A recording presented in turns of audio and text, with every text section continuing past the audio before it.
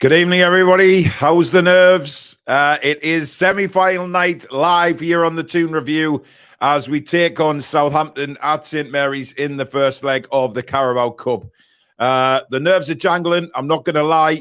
They've been jangling most of the day today.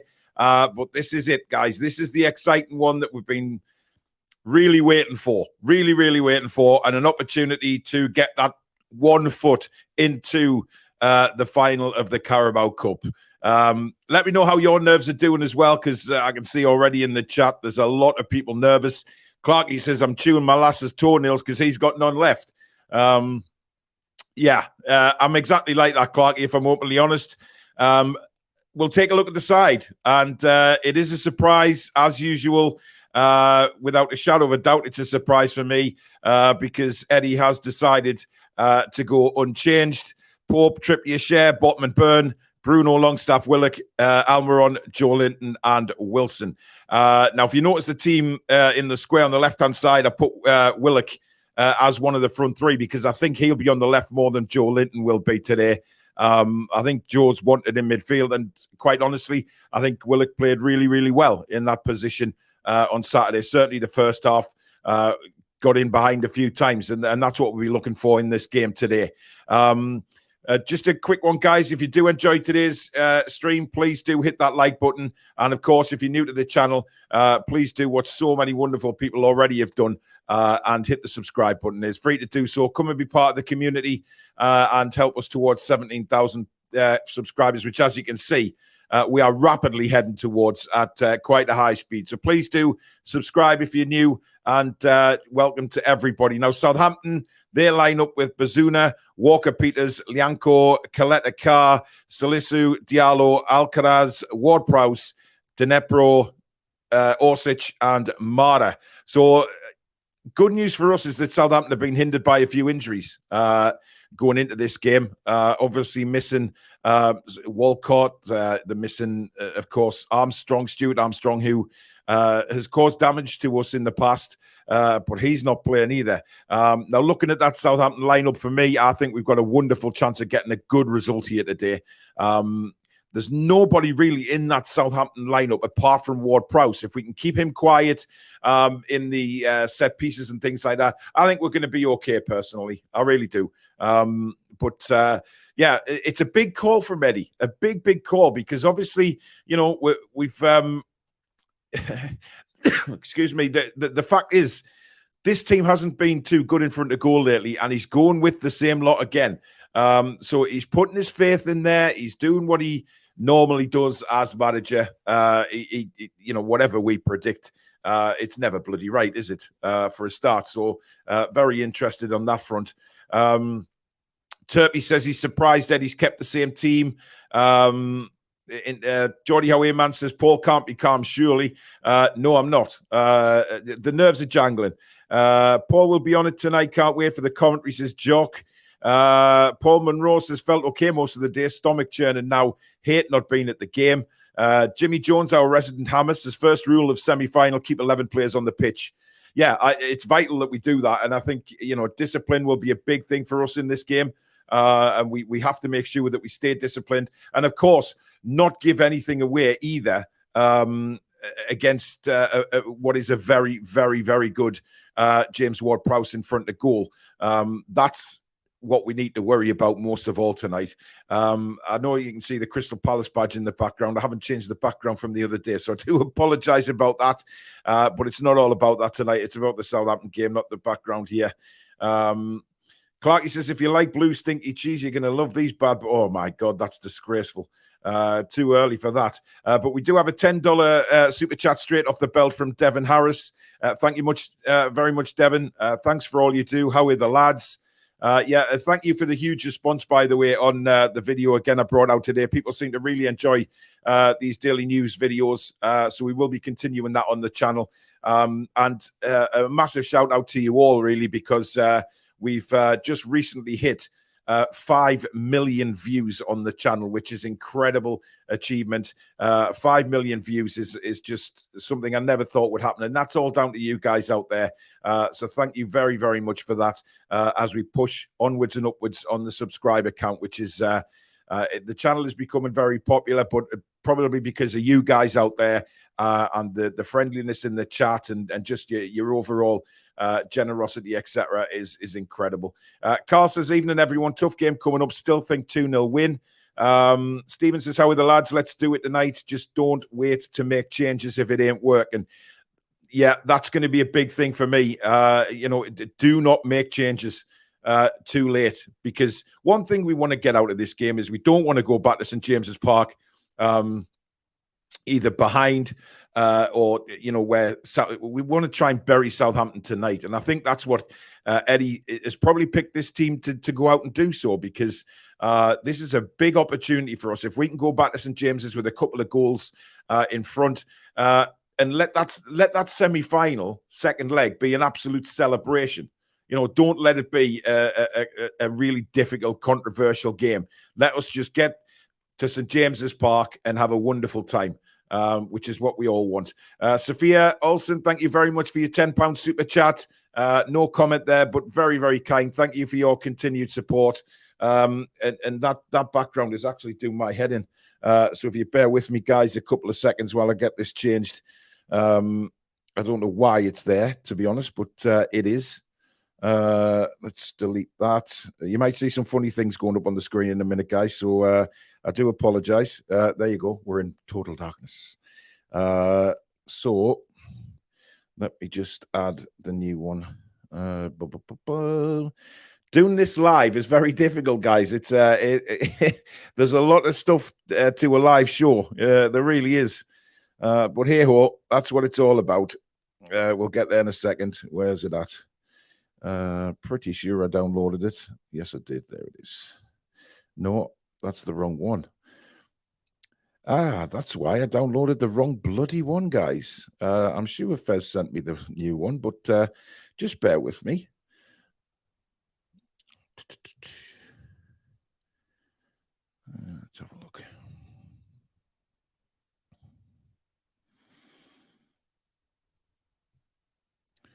If I haven't got it, then I'm just there. It is. I knew I had it somewhere. Bear with me, guys. I do apologize.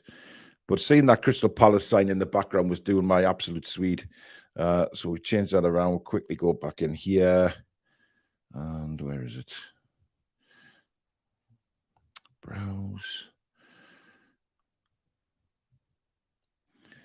Crazy doing this on the fly. It really is at times, but it's got to be done, guys. It's got to be done. Transform, fit to screen. Okay. I'll just move that right down there like that. There we go. And try and find me now, because I've disappeared. There we go. See, just like that. On the hop. That's the good thing about having having it right by your side on a laptop is, got a big screen in front of us, a laptop to my left. We'll get there in the end, guys. So there you go. I know you can't see much of the background, but that Crystal Palace badge was sticking over my head there, and it was annoying. But never mind. Never mind. Right. Let's have a look. Steve Mallam says, wow, I thought I was early. Hello, everyone. It's my birthday today, and my wife asked what I wanted to do. Don't think she was impressed with the answer. Well, hey, it's your birthday, Steve. You are permitted to do whatever the hell you want on your birthday, my man. And watching the Toon review and the first leg of the semi-final is just perfect, in my opinion. It has to be done, my friend. Georgie Rickard says, just getting back from hospital just in time. 4-0 win tonight, he's going for. Wow. Dave says, apparently Gordon wants to come to Newcastle. I'm actually warming to the idea, as might get a decent price and think how to get the best out of him. Look, the thing is, that is actually picking up very, very quickly, the Anthony Gordon to Newcastle situation. Do I think it's going to happen? It certainly looks that way, guys. It looks like Anthony Gordon is going to become a Newcastle player during this window. Now, if that happens and he pulls on a black and white shirt, of course I'm going to support him. At the end of the day, he's playing for Newcastle United, and that's more important than anything else. He's pulling on a black and white shirt. So, yes, I am going to support him. Do I like him? Not at the minute, but that could all change. Another super chat in, £10 super chat from Northumberland Geordie. Thanks very much, bud. Come on the Toon, get these chances buried, and another clean sheet, Wembley bound. It'd be nice if we can get that 1 foot in the final tonight. Clarky says only Man City have a better XG against us this season compared to Southampton. Yeah, look, Southampton are playing well in the Cup. I think it has to be known they did beat Man City, let's face it, in the last round. So there is no reason why they will not be confident going into this one, that they can win this game tonight. But they know they're up against it. They know they face a hell of a challenge because obviously having the second leg at St. James's is going to be extremely difficult for them. So they definitely need a result tonight. There is no doubt about that. Rachel, with the normal rules, guys, about the spoilers. Yeah, as usual, I'm not watching it on Sky. I'm watching it on my own stream. Please, if you're ahead of me, do not comment on what's going on during the match. Lots of people don't have access to Sky or anything and like to watch it on the watch-along and through the commentary. These days, you can now pause your Sky television. So I normally say, and we're underway. So if you want to pause your TV until I say that, you'll be level with me. And we'll all watch it together. If you want to watch it ahead, that's fine. Just don't put anything in the comments as to what happens during the game, or the mods will send you out of the chat, which we don't want to do. So wait till I've said it in commentary, and then we can all talk about it in the chat. Most people stick to the rules, it has to be said. So, yeah. Let's get a few more comments. Loads of comments have come in, guys. Peter Bill says, hi, Paul and mods and chat. Was hoping to see Wilson rested. Orwell still going for a 2-0 win. Good evening, says Martin Murray. 3-0 or 4-0 will have to do for the first leg. Carlos, good evening to you. Big Dog says Sky Sports just uploaded the full Bruno interview with his dad and girlfriend from the other week. Yeah, if you haven't seen that, go and see that. It's absolutely brilliant. It really is. It's fantastic to watch, and it just gives you an idea of just where Bruno's come from and how much he just absolutely loves Newcastle United, which we already knew that, to be honest, but there you go. He really does. Another 50 krona from Ricard Anderson. Thank you very much. 50 Swedish krona. Could the Gordon deal be in danger now when Danjuma seems to be bound for Spurs? No. I think the Danjuma to Spurs deal might actually just confirm it for us, because obviously I know Spurs were interested, sniffing around Danjuma for a while. So Chelsea sort of looking at Anthony Gordon, but from the reports and from what Anthony Gordon's come out and said is that he wants to play for Newcastle. So he would not be opposed to a move to us. So again, time will tell on that one, and we'll just have to wait and see, I guess. Another £5 super chat from JT Dunk. Thank you very much. Thanks for all your content, channel content, Mara. Keep up the great work. It's go time. Let's get this done and bury them at St. James's Park. Thank you very much, mate. Yeah, look, put out plenty of content. Working really hard at the minute to get shows and videos out for you guys, because obviously the channel's grown. People are enjoying it. And to be honest, I love the recorded videos as well, bringing you the daily news. But obviously on the live show, get to interact with you all, which is great as well. But a massive thank you to all the views we're getting on the videos and new subscribers, etc., which I've just realized has completely disappeared off the screen. Let me do something about that. Honestly, these things, man. Okay, so I've got that one. That needs to go above that one. There we go. We're back. Just quick little flicks of the mouse and away we go. 680 now up to. That's fantastic. We're flying at the minute. Thank you so much for all the new subscribers. Good evening, Julie J. I hope you're well. Daniel Brown, good evening. 14 minutes to kick off, guys. Paul says, evening, everyone, and mods. Must say, a little disappointed to see the same team who couldn't score against Palace, but Eddie is a man who puts faith in his players, and so must we, hoping Wilson gets a goal. Look, I've just said earlier, it's a big, big risk, this. It really is. He's taken a big chance on a team that, like you said there, Paul, has failed to score against Crystal Palace, and really taking chances has been the hardest thing we've had to do in times gone by. So it is going to be difficult. It is going to be tough. But I really think, hopefully these players will think, wow, this manager's got faith in us. Let's go and pay him back by getting a few goals tonight. Daniel Robbins, hello from North Carolina. So excited for the match, as everybody is. Abs says, not surprised it's the same lineup, given they've been brilliant this season. Jock says we need to bombard their goal. James Welsh, good evening. McDunk, good evening.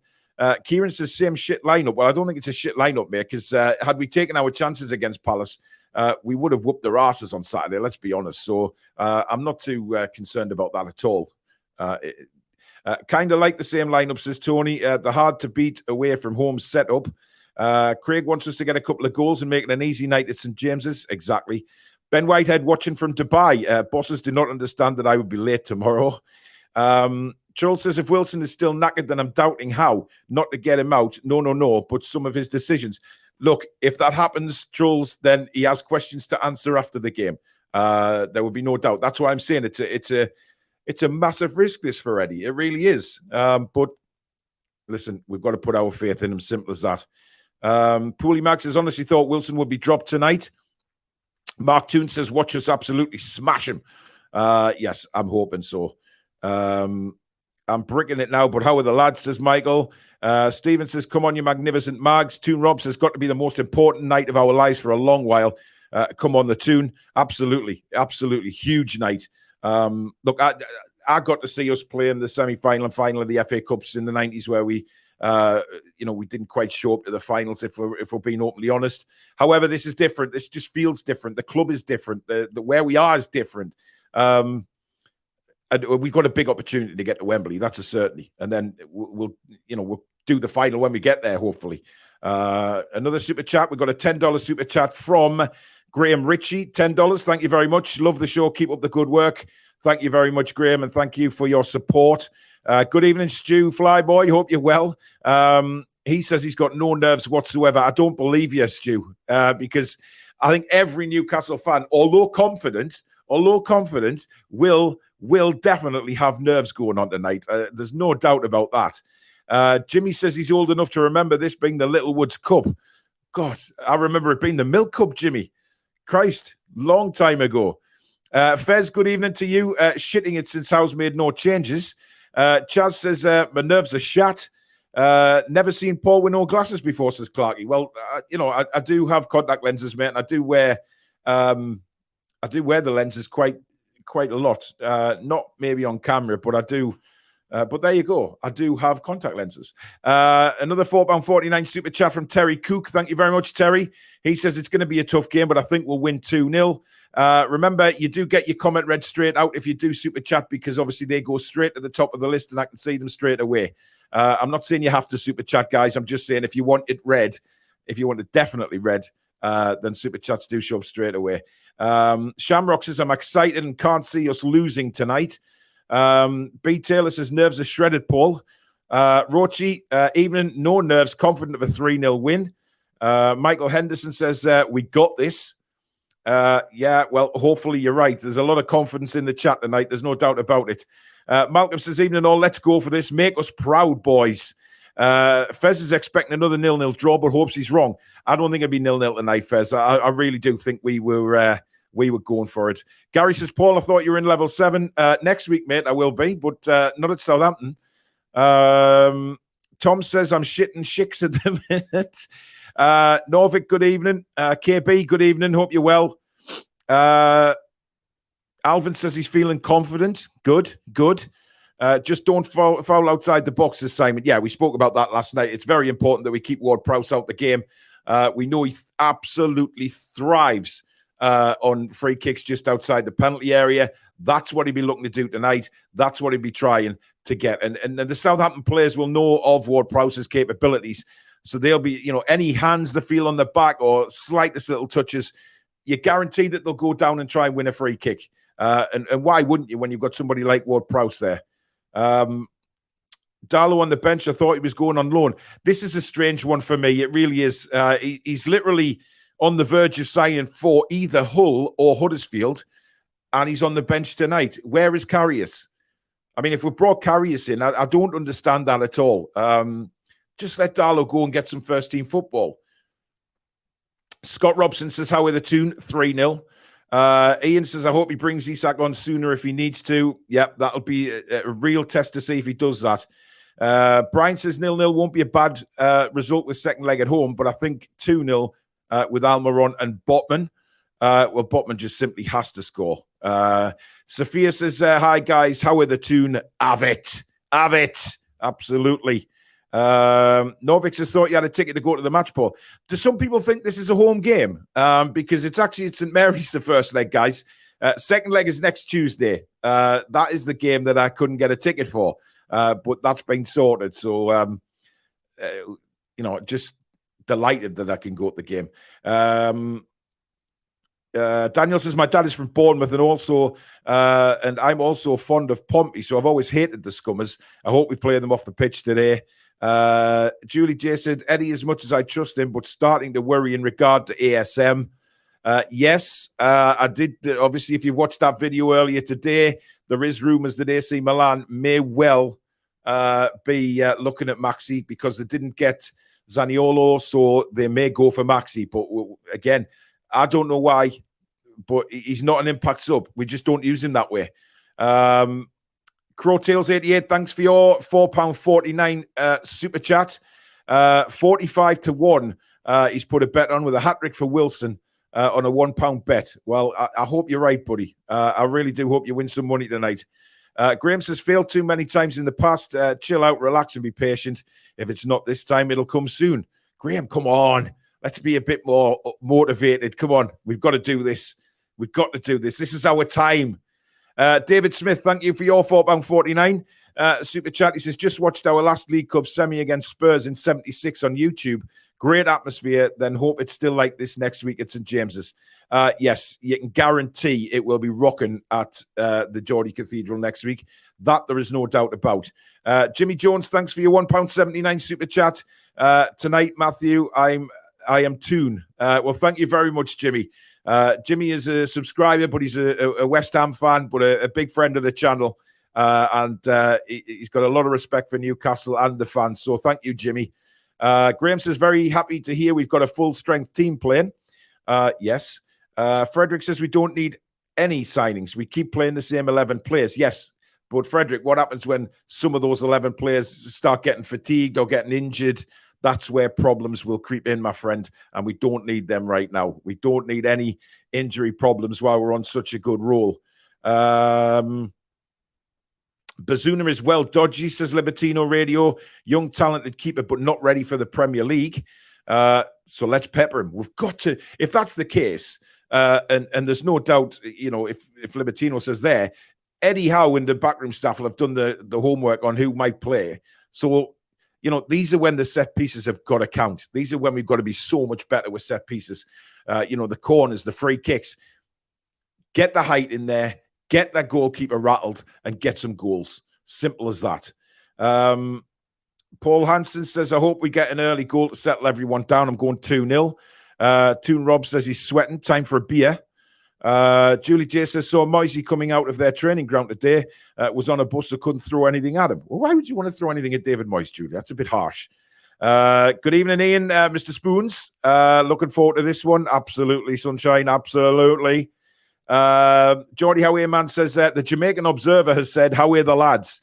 Was that on their back page, was it? Yeah, God almighty. Top G says the Toon have scored 1 goal in the last 5 Premier League games. Really not sure what to expect. Probably another clean sheet. Look, if we come away from this match after 90 minutes and we got a clean sheet, for me, that's fantastic. But I want a couple of goals. Tom says, Howe said there's temptation to change, but backing players to perform and a good bench to change things if needed. Indeed. Andrew Johnston says, not asked about tonight's score performance. Just get the job done at St. James's Park like the media want. Yeah, but I don't. We want 1 foot in the semi. In the final, sorry. We really do. Carlos says, love the news, Vince Paul. Thank you very much, bud.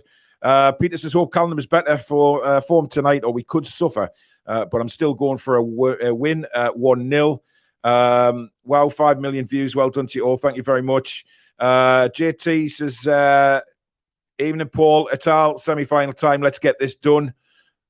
Physics says, keep up the good work, Paul. Love your content. Come on the Toon. Thank you very much. Clarky says, congrats on 5 million views. Thank you very much. Mitch says, I would love to see the resurgence of ASM at the Toon. Nowhere else. Yeah, but are we going to get that? Are we going to get that opportunity? That is the question. Time will tell. Andy says, Paul, check your Gmail. I sent you a message about tickets for the return second leg next week. I have a box and spare tickets that you're welcome to. Yes, Andy, I got that. I'll reply to you after the game, buddy. But thank you. Honestly, you guys are incredible. You really are. According to Sky, Wilson has 3 goals in his last 4 visits to St. Mary's. Well, hopefully some more tonight. Mary says, Paul, you're doing a grand job. Thank you very much. It isn't just me, of course. It's obviously Billy and Alex as well.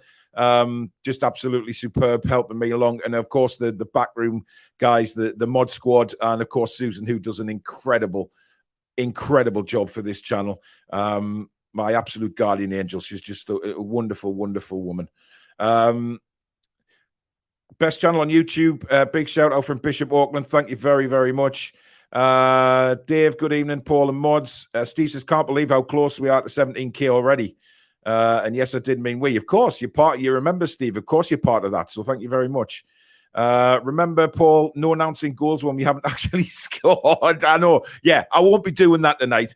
It was the camera angle, Steve. It was the camera angle. I'm blaming it all on the camera, my friend. No doubt about that. Right, let's get this game up and running. Let me just log into the system here. And we will get to go. Now, remember, no spoilers, guys. I'll tell you when we kick off on my system. So if you're ahead of me, then you can simply just pause and simple as that. Just wait last year, right? We've kicked off and away we go. At the moment, I'm just seeing the teams. Yeah, they've got Joe Linton on the left up front and Willock behind. I've got it slightly different because of the role Willock played the other night. I think that's, for me, that's where I see Willock ending up, because he did a much better job going down that line. Right, I'm just seeing the toss taking place, guys. So if you want to know where I am on my stream, that is where I am. I'm basically at the toss. So if you kick off before me, then, as I say, just pause your TV and you'll be alongside me straight away. My nerves are kicking in again. Get the old butterflies going. It is unbelievable. The lads are just in a huddle now in the blue shirts and yellow shorts with blue socks. Southampton all in white with the big white stripe down the front. Ward Prowse at the minute going around giving everyone a G up. And here we go. The players are ready. So if you still are paused or not ahead of me, I might be ahead of you. I don't know. It depends. But anyway, if you want to be with me, I'll tell you in just a moment when the game kicks off, and you can be alongside me while I commentate. So no spoilers. Wait till I've put in commentary what happens, and then we can chat about it after that. Right. Almost ready to go, guys. Sean Longstaff is going to kick off for Newcastle United in this absolutely huge game. The Carabao Cup semi-final first leg, live from St. Mary's. And we're almost ready to go. Howie, the bloody lads. We're away. The semi-final is up and running, guys. We are underway. Christ, my nerves are jangling like a bloody... Well, I don't know what they're jangling like. Christmas baubles in the wind. Long ball played forward early doors by Botman, which is cleared away by Southampton. Again, a high ball, which Dan Burn is under. Newcastle win it back in midfield out to the right-hand side now. Miggy Almiron. He's got an overlap run. He lets it run out. We've got the throw-in, actually. He took a deflection off the Saints player there. So we've got a throw-in, which Kieran Trippier, the captain, will take midway through the Southampton half. Taking his time, looking out the right person, which was Bruno. Plays a volley towards Wilson. I have a feeling Callum Wilson's offside, and he is indeed. He made a run from deep as Bruno sort of volleyed it towards him, and he was miles offside, as we're just looking at the Southampton manager, Nathan Jones, at the moment. Please do hit the like button if you're enjoying the stream, guys, and don't forget to subscribe if you're new to the channel. We are heading towards 17,000, and with your help, we will get there very soon. So thank you very much again for your incredible, incredible support on the channel. Long free kick taken towards the left-hand side.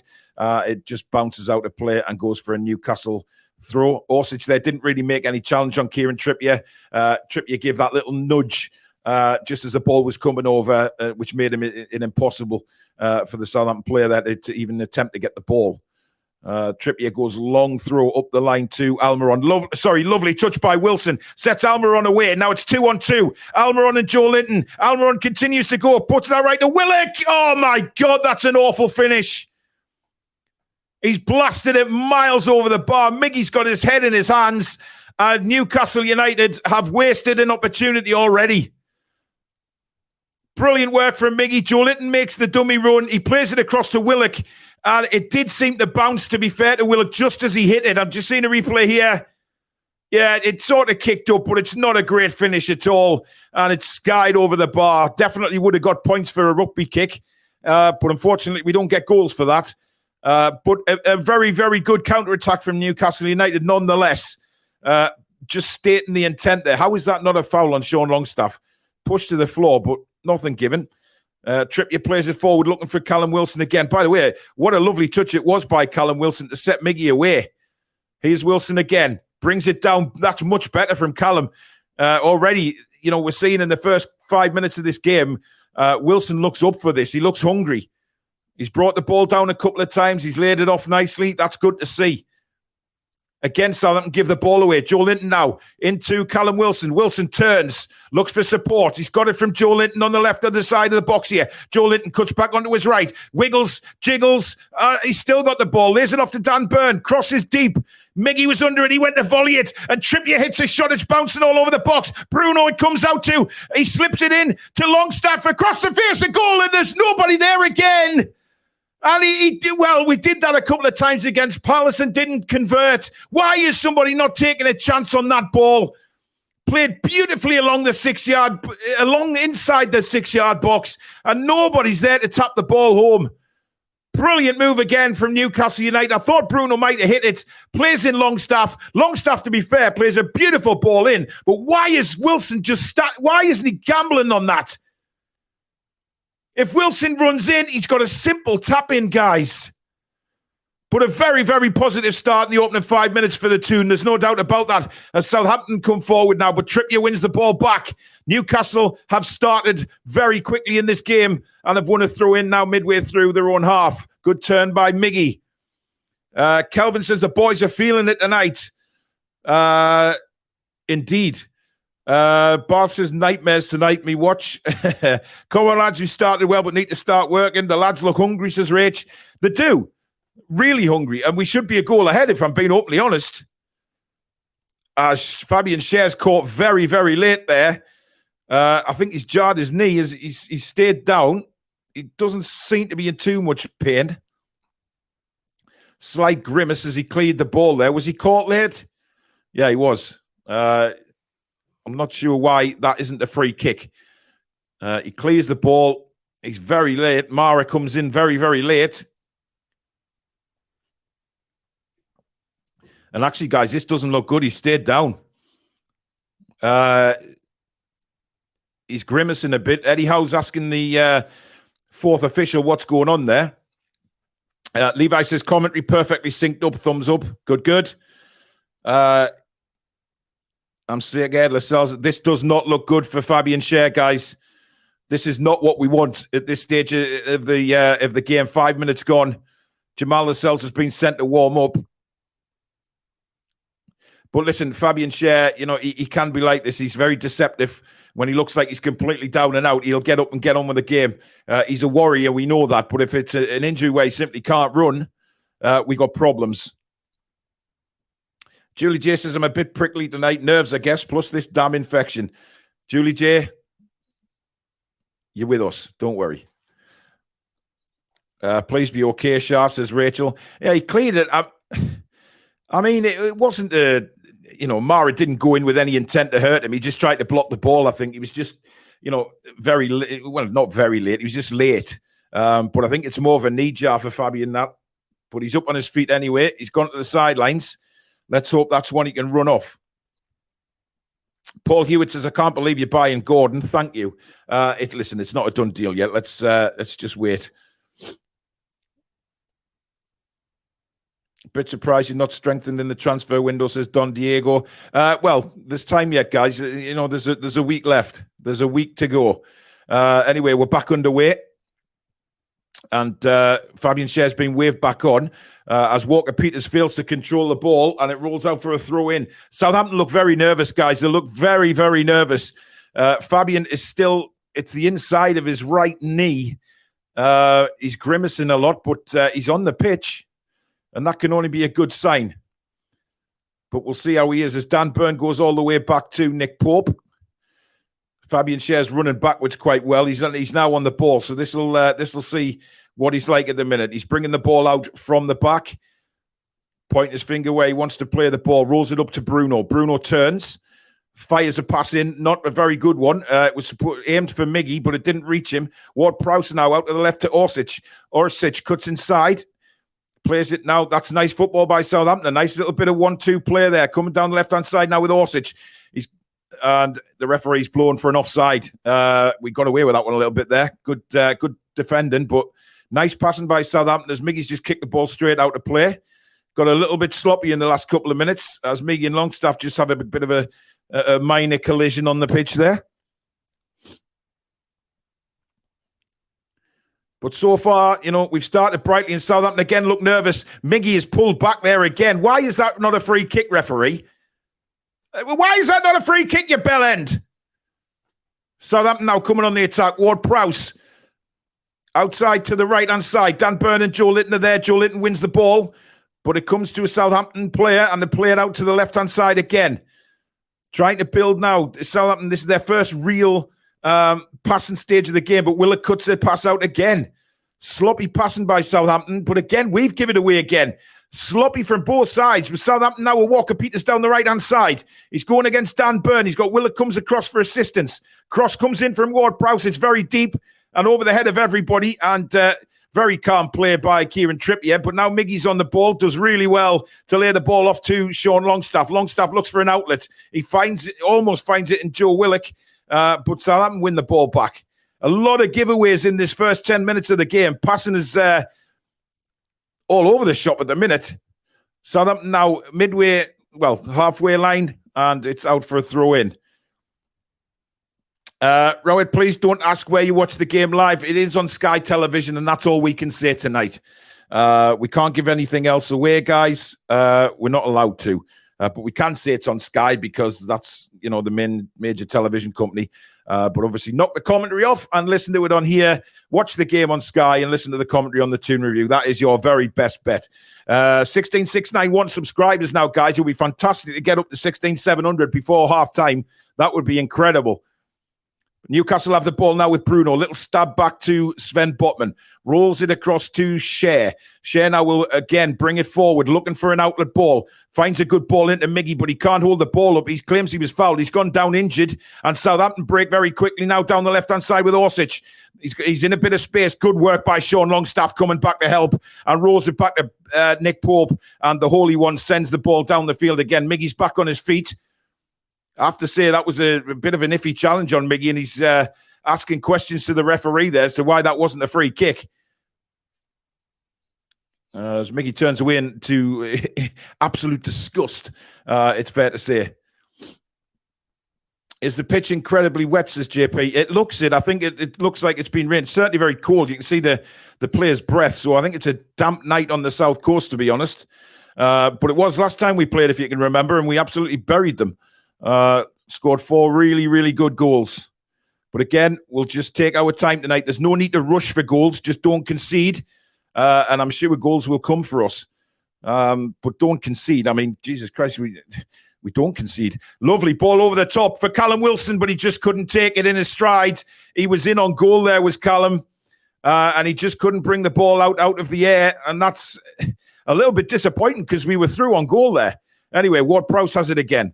Looks to play the ball forward, but has to turn and go back. Played forward again. Botman intercepts. Southampton then play the ball over the top, but that's going to go all the way to Nick Pope. There's a lot of sloppy play in the first 10, 15 minutes of this game. But hey-ho. Barney Rubble says, Wilson is shite. No, he's not shite. Come on. Let's be honest. You know, he did really well to set an attack away. That's a good ball down the left-hand side for Joe Willock. Brilliant one-touch football from Newcastle. Willock plays the ball in first time. Callum Wilson drops two, and he can't control it. But a good bit of play by Bruno. Comes to Miggy. Miggy turns onto his right. Plays it in. Oh, Longstaff just couldn't take the ball. He's gone down hurt. Now, was that a penalty? I'm not so sure. I'm not sure, guys. Sean Longstaff went down after the tackle. I'm pretty sure he won the ball, though, judging by the trajectory of the ball. But anyway, Kieran Trippier kicks it out because Sean Longstaff is still down. He's screaming at the referee. That'll be interesting to see again. Referees tell him just to get up. He doesn't need any treatment. We're seeing the incident again. Ooh, I tell you what, he won the ball, but he went over the top. I tell you what, I've seen them given, but I don't think so. But a great run by Joe Willock. Swung the ball in. Callum just chested it down, but lost control of the ball. Ab says it's a fecking penalty. He did go over the top to win the ball after saying, and then stood on Sean Longstaff's foot. Callum Wilson having a big battle with Coletta Carr there. And he wins a free kick for Newcastle. I tell you what, there's been a few niggles in this match actually so far, and we're not even 15 minutes in. But that's what I want to see from Callum, roughing up the defenders like that, causing them all sorts of shit, making sure that the noise around. Sir Edward doing some funny hand signals there to the team. I'm not sure what he meant by that, but there you go. Anyway, Trippier takes it short to Bruno. Bruno then launches it into the box. It's headed away. Sven Botman plays it across, cleared away again. Joe Willock now lays it into Dan Burn, back to Joe Willock. Willock sends it back into the box, all the way to the back, but it wasn't hit with enough pace, and Southampton managed to clear it. Longstaff goes in again, and the referee gives the Southampton a free kick there for a challenge by Sean Longstaff on Diallo. But look, it's positive, this. I'm actually pleased with what I've seen the first 13 and a half minutes. We certainly look like the team that's threatening the most. Southampton really haven't done anything at the other end. And long may that continue, to be fair. Nathan Jones barking orders out. I mean, they'll be buoyed by the fact that they beat Man City in the last round. They really will. They'll be really chuffed by that. But this is this is different kettle of fish with Newcastle these days. Long free kick taken by the goalkeeper. Orsic goes down, claiming he was pushed by Trippier. Not in a million bloody years, sunshine. His holy one now sends the ball up towards Callum Wilson again. Wilson doesn't jump this time. Orsic flicks the ball on. Fabian Schär just controls it, rolls it to Botman. Botman, quick ball into Bruno. Bruno, quick turn, gives it away though. Poor ball up by Bruno. And Southampton now coming on the attack. Ward-Prowse now plays it into the box. Chance here, bounces around, and it goes into the hands of Nick Pope. He did well there because the ball, I mean, it was risky. I mean, it was squeaky bum time, guys, without a shadow of a doubt. Longstaff now bringing it forward on a run for Newcastle and then kicks the ball out of play. That was not good by Sean Longstaff. He seemed to run out of ideas, tried to roll the ball to Miggy, and, it was nowhere near Miggy and rolled out of play. But a good challenge there by Fabian Schär. Fabian Schär there was, Southampton came on the attack and the ball spun into Nick Pope's arms. Here's Bruno for Newcastle. Dan Burn plays it to the left where Joe Linton seems to be playing most of his game at the minute. Into Bruno. This is nice football again from Newcastle. Bruno spreads it wide to Miggy. Miggy's got an overlap from Kieran Trippier. Trippier plays it across. Oh, why didn't Willock try and hit that? And again, whipped in with good pace. And Willock couldn't get on the end of it. Brilliant football again by Newcastle. Played brilliantly. I think Willock might have been put off by the Southampton defender who was right in front of him. Looked like he was going to actually win the header. He didn't get anything on it. But had Willock gambled, maybe Willock would have got onto that. Julie J says some good play leading up to that goal. Absolutely. Dan Burn heads it forward. Joe Linton tries to flick on, wins the ball back. It's a big tussle going on in the middle of Southampton's half at the minute. And eventually they managed to play it back. Arturo, thank you for your €20. Not feeling good today, Paul, but we are doing well. Absolutely. And get well soon, buddy. Nathan Jones screaming at Dnepro there. He wasn't happy. Dnepro holds his arms out as if to say, what are you talking about? That's what we want. We want to see them arguing with each other. Absolutely. Barney Rubble says he bottled the header. Well, there's another slip there. Sees Willock burst forward. Brilliant run by Joe Willock. Newcastle have a lot of men in support. Here's Miggy on the right-hand side of the penalty area. He cuts in on his left. Willock is currently offside. He rolls it back to Trippier. Trippier rolls it into Willock, who is onside now. Willock on the right-hand side, into Longstaff, back to Trippier. Trippier into Bruno. Bruno tried a nutmeg, didn't quite come off. And Southampton win the ball back and go on the break now. Bounding forward, long ball played forward, but look how quickly Nick Pope is off his line and whacks it back up the field again. There's a very, very good pace to this game at the moment. It has to be said. He's Joe Linton. But I think if we get one here, guys, we could get a hatful. But it's just getting that first one. Here's Callum Wilson for Newcastle. In line with the penalty area. Wilson turns, goes down the left, sees the run of Dan Burn. And I think Newcastle are going to get their first corner of the game. Indeed, they are. Good work again from Newcastle. We're pinning Southampton back a lot of the time here, which is fantastic for us. But we just need that goal, man, when we're on top. A few loose passes from Bruno tonight, yeah. But look, he's also done okay. You know, we're going to give the ball away sometimes. That's just what happens in a football match. We'll assess at the end how well everybody's done. And hopefully we're celebrating 1 foot in the semi-final of the Carabao Cup. Anyway, we take another short corner. Miggy rolls it to Trips. Trippier's cross punched away by the goalkeeper. Thought he could have actually caught that, but he didn't for some strange reason. I mean, few strange decisions by goalkeepers. Share whips the cross back in. It's cleared away yet again by Southampton.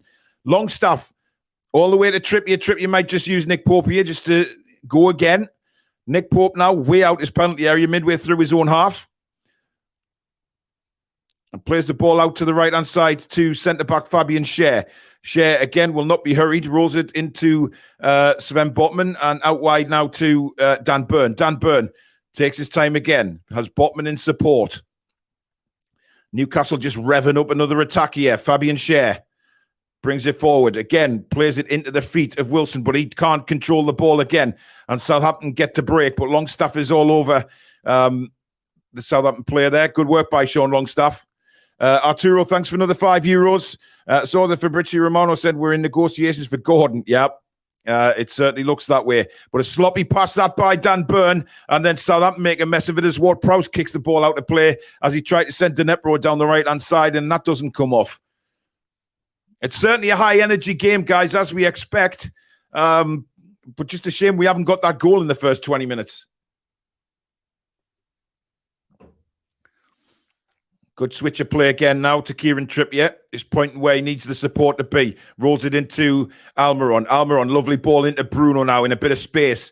Bruno taking his time, brings the ball forward over the halfway line again. Bruno, beautiful ball into Sean Longstaff. What a good run that was, but it's just a slightly overhit pass. He's got Miggy in good support now. Here's Miggy. Plays it back to Bruno. That's the little 1-2 again. And the goalkeeper's out to grasp the ball. Oh, come on. You're not hurt there, Sunshine. Absolute pussy if he stays down there. Oh, then again, he's got a big nosebleed. I do apologise. Deadbeat, don't put anything in the comments until I've said it in commentary, please. But that is a nasty nosebleed for the Southampton goalkeeper. I did do him injustice there, said there was nothing wrong with him. I do apologise. But that's just the way it goes sometimes. We've seen some goalkeepers roll around. I mean, De Gea the other day. I mean, Nketiah just sort of tapped him on the arm and he went down like he'd been shot. We're just seeing a replay here. Miggy didn't make any attempt to get the ball, but his shin smacked into the nose of the goalkeeper, so he'll just get some stuffing up his old Nostradamus there. But 20 minutes gone in this Carabao Cup semi-final at St Mary's. Still Southampton 0, Newcastle 0, as you can see on your screens.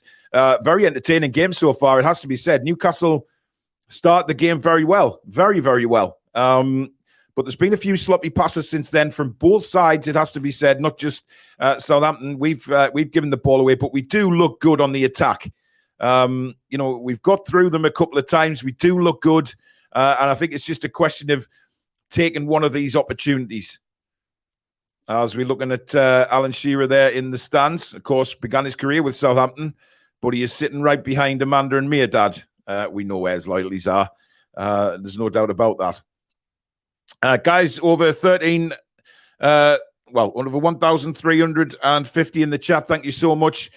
Please do hit that like button if you're enjoying the commentary tonight. And of course, if you're new to the channel and like what you see, come and be part of the Toon Review community. We have fans from all over who are subscribed to this channel because they like the banter and the football chat. So please do subscribe. Free to do so. We're over 16,701 now. Let's just see how many we can go up for before halftime, shall we? Sean Stevenson, thank you for a 199 super sticker. Much appreciated, matey. Julie J says no to Claire Balding, but I would take on board what Billy said last night. Maybe it's for shithousery reasons. Could be. Anyway, we're back underway again. Newcastle United have a throw almost on the halfway line. I just want us to get a goal. I think if we can get that all-important goal, I think the floodgates will open. I really do. We'll have a huge opportunity. As it bounces around midway through the Southampton half here, they've got it back now. But Newcastle once again swarming 4 players onto 1 there as Willock chases down again. And Southampton managed to bring the ball over the halfway line, but Dan Burn intercepts. Dan Burns give the ball away a couple of times here. He's done it again. And this is Orsic moving forward for Southampton. Share comes through and just puts his right foot through the ball to get the ball cleared. We will regroup. It's back with the Southampton defence. Michael Marsden, thank you very much for a £50 super chat. You absolute legend. One of my best mates on the planet, Michael Marsden. Love him to bits. And I hope you're well, buddy. And we'll see you soon. Thank you again. £50 super chat. Incredible generosity. Thank you so much. Johnny says, excellent commentary. Some watch-alongs just say things on key moments. This is by the player-by-player. Well, that's what we try and do on here.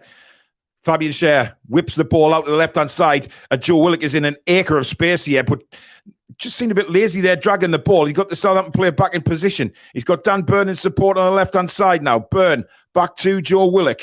Again, just looking for that all-important killer pass. Bruno plays it to Fabian Schär just over the halfway line. Sean Stevenson, thank you for another £5 super chat. Much appreciated, buddy. And it's back now with Botman on the halfway line. Regrouping again, Newcastle to go again. Burn, he's looked off the pace tonight. He nearly lost it again there. Just tried to spin. He needs to wake up a bit, Dan Burn. He's had a bit of a dodgy first half so far. But he is Fabian Schär, who's seen a lot of the ball. And he's seen the run by Joe Linton on the left-hand side and picked him out with a wonderful crossfield pass. Joe Linton then just lays it up to Willock. Willock now going for the byline. Willock fires in across. Brilliant defending, to be honest. Callum Wilson was waiting right behind him there, and he couldn't quite get the ball. And it was cleared really well as Dnepro now has the ball in the right back position. And he's trying to let the ball out. And have we got a corner? No. Goal kick to Southampton. Good work that by Joe Willock again there. But I really would love to know if Wilson was going to get on the end of that cross, because it was brilliant defending, flying through the air to clear the ball. But still, we are goalless as we approach 25 minutes. Jacob says, what do you do for a living? This. I run this channel, and this is what I do. I'm unable to do... new subscribers might not know this, but I have Parkinson's, so I'm actually unable to work. So when I got the illness, I decided, right, I'm going to give this channel all my efforts. I can sort of work from home, and I can sit in front of a computer even when I'm not feeling great. And this is what I love doing. So this is what I do. So all the super chats and views and things like that, that's how I make my living. Apart from transfer deadline day, as all the super chats that we make on deadline day, we start at 10 a.m. all the way through, including the watch along for the second leg. That will be next Tuesday, starting from 10 a.m. all the way through. And all super chats from that stream through the whole day will be going to charity. We've got 2 charities on the Toon Review, British Heart Foundation and obviously Parkinson's UK for obvious reasons. So every super chat we make from that will go to charity. But thank you for the question. That's what I do full time due to my illness, unfortunately. But it was hard getting the illness at first, but then I've put all my efforts into this channel, and with the help I've had from everybody else, mainly from Susan, my fiance, it has been an incredible rise, and we keep going. We do keep going. So thank you very, very much for all your support. Anyway, long ball played forward. Dan Burns underneath that. Not the best of headers, and Joe Linton can't keep it in play. I'm not sure what's wrong with Dan Burn tonight. He looks a bit off the pace. Southampton have a throw just over the halfway line. Ian McKenna, thank you very much for a £50 super chat. That is absolutely incredible. Thank you for your generosity, my friend. Absolutely blows me away, you guys. You really do. Thank you for all your kind comments as well, mate. As well, everybody. I'm seeing lots of lovely comments coming in. It blows my mind. I do go back and read quite a lot of the comments, actually. So thank you very much for all your kind words in the comments. But Southampton now have a throw-in midway through the Newcastle half. Ward-Prowse has played it on. Botman is underneath this. He'll try and let it roll for a goal kick. That's not going to happen as he clashes with Dnepro. But again, magnificent strength from our Rolls-Royce. Byrne fires the ball up towards Wilson, but he can't get it under control again.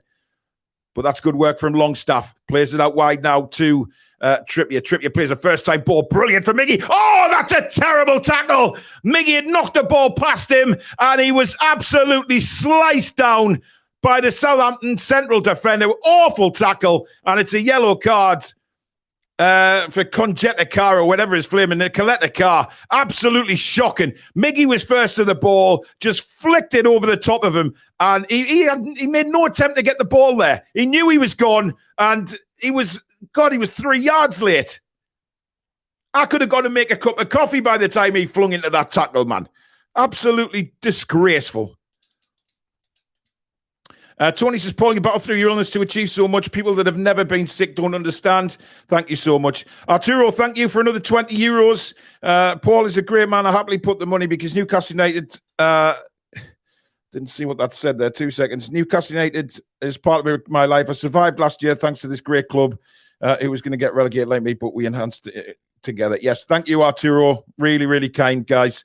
And I love it. You guys been with me for watch-alongs. It's incredible. We've got over 1,400 watching now. Please hit that subscribe button, guys. Come and be part of this community. We're well on the way to 17,000, which is a monumental achievement. We started off as a small channel, but this channel is rapidly growing. And that's because of you guys out there. You're incredible. So thank you very much. Jason says, look, he wasn't a red. It was a horrible. It was. I mean, look, you can't say he made any attempt to get the ball there because Miggy had flicked it over him. I'm not sure what's going on here, but Miggy's had his treatment and obviously has to go off the field. He's limping away. It was an awful tackle, to be fair. Coletta Car was nowhere near the ball. And a painful one for Miggy, but I think he'd be all right. Anyway, more importantly, the free kick. Lots of people saying a red card. Indeed, I agree. I think it was late, it was high, and it was a nasty tackle. But anyway, Trippier now with the free kick for Newcastle United. Can we do something from a set piece here? Can we test the goalkeeper? Here we come. Trippier's whipped it in, and it's cleared away. Not out of the box yet. It is now, though, and Southampton might catch us on the break if we're not careful here. Good defending by Trippier again. He took one in the face there, to be fair to him, and then Bruno cleverly wins a free kick. As he normally does, he hides the ball and just goes down, and a free kick.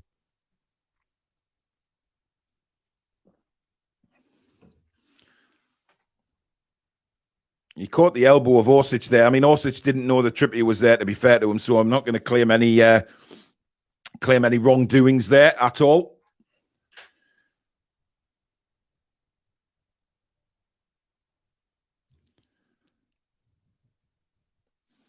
Ball played into the penalty area again, over the top. Oh, Miggy, that's a really soft touch, but we've won it back with Longstaff. Back to Miggy. Plays it down the line now. Fabian Schär playing, whips in across. It's a good one. Wilson doesn't get on the end of it, but it does come to Joe Linton. Again, just can't get any support. Now it comes from Joe Willock. Willock turns into Bruno now. Bruno, 3 Southampton players over him, and he's lost the ball. He couldn't find him, and they may break here. Bruno wins the ball back. The referee then blows his whistle for a foul. I mean, he was late blowing that whistle. He was really, really late there. I mean, Bruno's arm was up. I think it was a free kick in all fairness, but to be honest, get up. I mean, he went down. These dramatic players. I mean, Bruno's arm goes out. It's high. It's a free kick. Let's get on with the game, guys.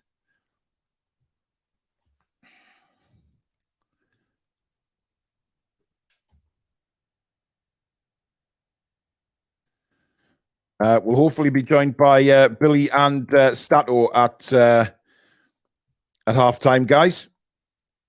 And get their thoughts on this first half. Still goalless, just over half an hour gone.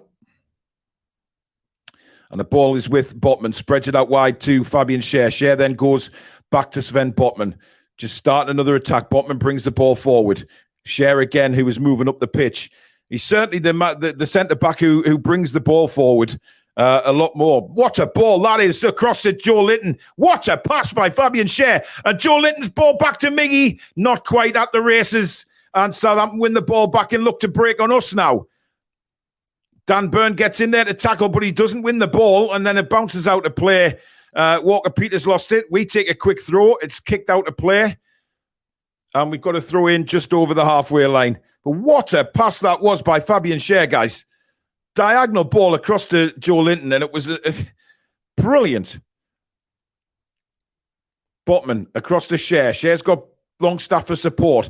Good ball out to the right to Trippier. Trippier plays a first-time ball looking for the runner, Callum Wilson, but that's well easily defended. And here comes Southampton with Orsic down the left-hand side.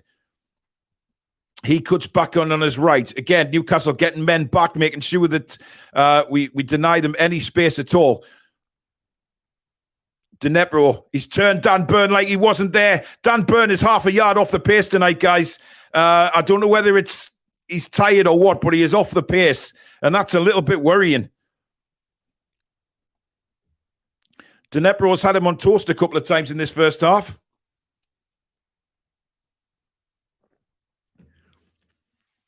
And it looks like they're going to launch this throw-in into the Newcastle penalty area. Again, a little bit frustration that we haven't actually, got a goal. Mr. Matthews saying Almiron way off his form. He hasn't looked too great tonight, to be fair. He is getting on the ball and working hard. And here he is on the ball now, breaking from that throw-in from Southampton. Miggy showing his pace, running down the right-hand side, plays it all the way back to Trippier. And then Trippier finds Miggy again. Miggy rolls it into Sean Longstaff, back to Miggy. That's excellent football down the right-hand side. He's got an overlap now from Trippier. Trippier's got space to get a cross in. And it comes again to the back post. Willock! Oh, my God, he's volleyed it 40 yards over the bloody bar. And again, an opportunity goes missing. Brilliant football down the right between Almiron, Trippier and Longstaff. It's a brilliant cross from Trippier. And literally 7 yards out, Joe Willock lashes the volley over the bar. I mean, that is dreadful finishing. That is absolutely dreadful finishing. I mean, he's scratching his head, clenching his eyes. Terrible, terrible finish. I mean, Willock scored a wonderful goal here in the league game when he was set through by Trippier and took it into the corner, but that was woeful, guys. Absolutely woeful. Adam Headley-Smith, thank you very much for a $44.99 super chat. That is incredible. Thank you so much. Well done, Paul. Never knew the backstory of the channel. I hope this small contribution helps you and the team with your endeavours. We love our Toon. However, thank you so much. Southampton coming forward now down their left-hand side. And that shot is as wayward as any, but it's took a deflection and Southampton won a corner from Mara. Newcastle don't think so. I will probably do another video explaining, how it all started and things like that, or another Q&A where you can come on and ask me anything. It's definitely a corner, just so all the new subscribers can get to know me a bit better. So I might do that in the next coming weeks, guys. Have a big Q&A, which will be good. And then you can ask me anything. Anyway, Southampton have a corner now. 35 minutes gone, 10 minutes to the break. I feel like, again, we should be leading this game, but we're not. But, it's two legs, remember, and it's still goalless. Ward-Prowse is going to take the corner for Southampton. And the linesman is fannying on, literally, to move it 1 centimetre. God, does it really matter? Just get on with the game. In it comes from Ward-Prowse, headed away by Dan Burn. Newcastle pushing out. It's played all the way back to Walker-Peters, and he's going to go back to the goalkeeper. I don't think the Southampton fans will be very happy with that. Anyway, the keeper launches it back forward again. Botman is underneath it. Good header by Botman. Good, strong header.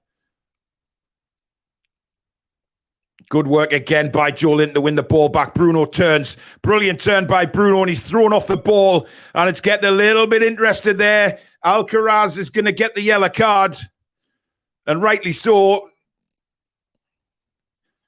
And Southampton have done that a couple of times in the first half, guys. They've been very physical, but he's got his arms wrapped around him. And Bruno had something to say about that. He wasn't very happy. Again, Bruno's arms flapping all over the place, but he was being manhandled there. So we get a free kick just to settle things down again, and that's Alcaraz on a yellow card as well, which will definitely benefit us. The more yellow cards handed out to Southampton, the better. Here's Dan Burn. Rolls it up the line to Willock. Willock steps it inside to Bruno, into Joe Linton. Joe Linton back to Longstaff. Good play. Richard, thank you for becoming a new member of the channel, matey. Welcome to Members Club. Thank you so much for your support of the channel. Really appreciate that. Good ball into Bruno now, just outside the penalty area, looking for a run. He's got two men all over him, but Bruno holds the ball up well, gets it back to Trippier. Trippier back into Bruno, looking for somebody to make a run. Trippier now fires it into Longstaff, but it was fired too hard. Longstaff loses the ball. And Southampton managed to clear it again, but only as far as Trippier. Good reading of the game by the Newcastle captain. Into Willock. Willock's touch into Joe Linton. Now Callum Wilson turns, rolls it into Miggy Almiron. Almiron cuts in on his left. He fires in a shot. There was no way a shot was available there. There was 4 Southampton players in front of him, and Southampton come away with the ball. Great defending by Fabian Schär again, and he's managed to keep the ball in play. Has he? No, but he did intercept the ball and stop them breaking down the left-hand side. He has well and truly been added again tonight. But that was poor from Miggy. He had support from, I think it was Longstaff, but instead he decides to cut back in on his left, and there was no way there was space to fire in a shot there. There was 4 Southampton guys in front of him, and Southampton just broke away. Again, disappointing, man. Clarkey thinks our players look fatigued. Some of them do. Dan Burn looks a yard off the pace, guys, I have to say. He hasn't looked at it at all at the minute, but, you know, oh, great turn by Wilson, but he leaves it for Joe Willock because he knows Willock's got the pace in his little pins. Willock cuts back on his right. Willock! Great save! It's loose in the box, and Joe Linton smashes it home! Or has he? It's been ruled out. I'm not sure what he's ruled it out for. I mean, the Southampton player, has he given a free kick?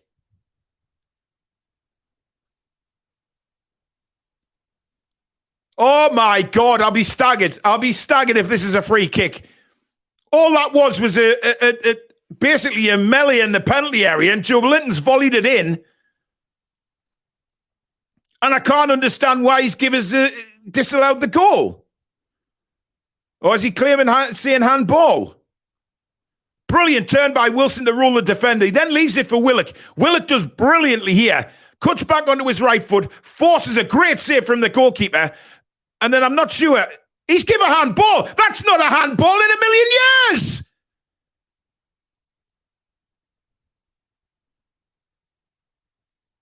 That's nowhere near his hand.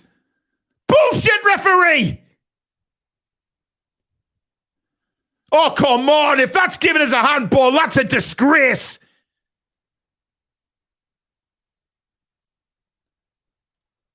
Oh, he's more bothered about checking the pussycat Southampton defender to make sure he's all right and he hasn't broke his toenail. But he's disallowed it, guys. No goal. Wow. I have to say, you know, I'm surprised by that. But again, we carved them right open there. Superbly well. And we should be 1-0 up. I can't believe that hasn't been given, but there you go. Handball. Pathetic decision. But again, this will probably gee us on. Joe Linton going in like an absolute tank.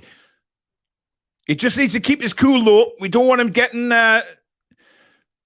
losing his discipline because of that decision. If anything, hopefully this will buoy us on as a push by Orsic there on Trippier and a free kick to Newcastle midway through the half.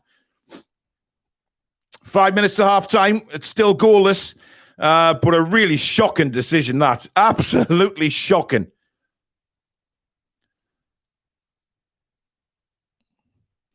I don't see why there wouldn't be VAR in this game. It's a Premier League ground, so there was VAR in the last round at Old Trafford and that, so why isn't there any VAR today?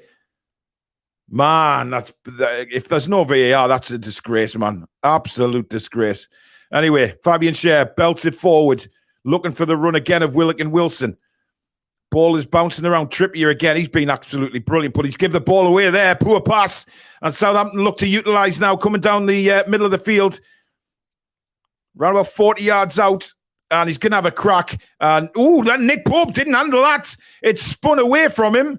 I think he did well because it actually bounced right in front of him and caused all sorts of problems there.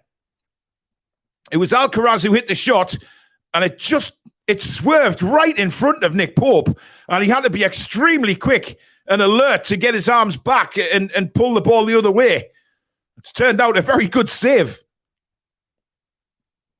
Apparently VAR did check it. Wow. In comes the corner from Ward-Prowse. Joe Linton heads it away.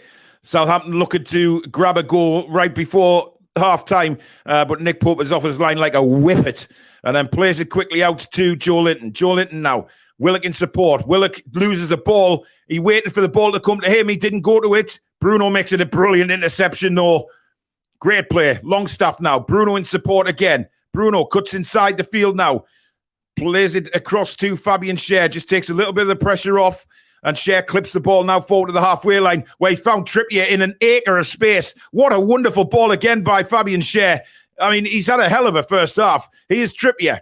Rolls it into Bruno now. Bruno's got two Southampton players on him. To Miggy now. Miggy down the right-hand side. Overlap again from Trippier. Trippier plays a lovely little dink ball into Longstaff. A bit of time for Longstaff to pick somebody out. He's picked Burn out. Oh, what the hell was that? And the ball's rolled out of play. Poor again from Dan Burn. But why didn't Longstaff put a ball into the box there? As we're seeing the handball incident again.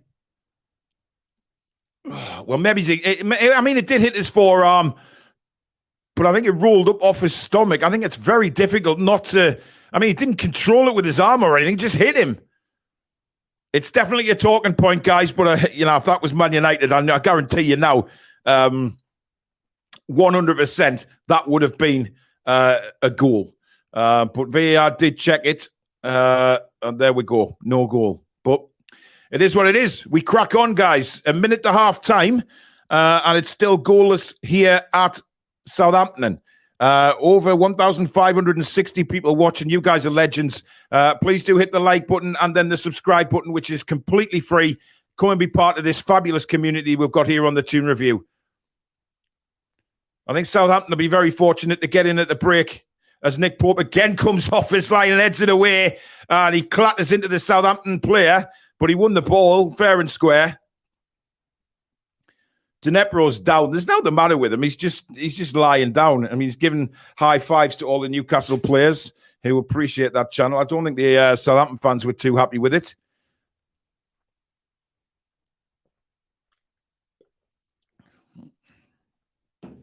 I think it's a good header by Nick Pope for me. He's got to come out and head that ball. He runs into Dneprov like an absolute truck. But he did what he had to do. He had to come out. He had to be brave. He had to win the ball, and that's exactly what he did.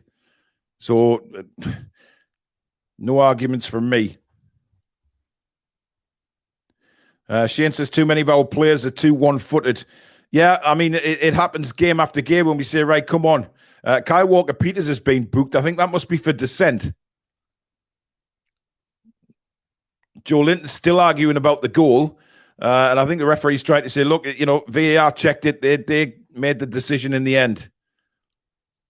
It's a talking point, but Newcastle don't want to let that get to them too much.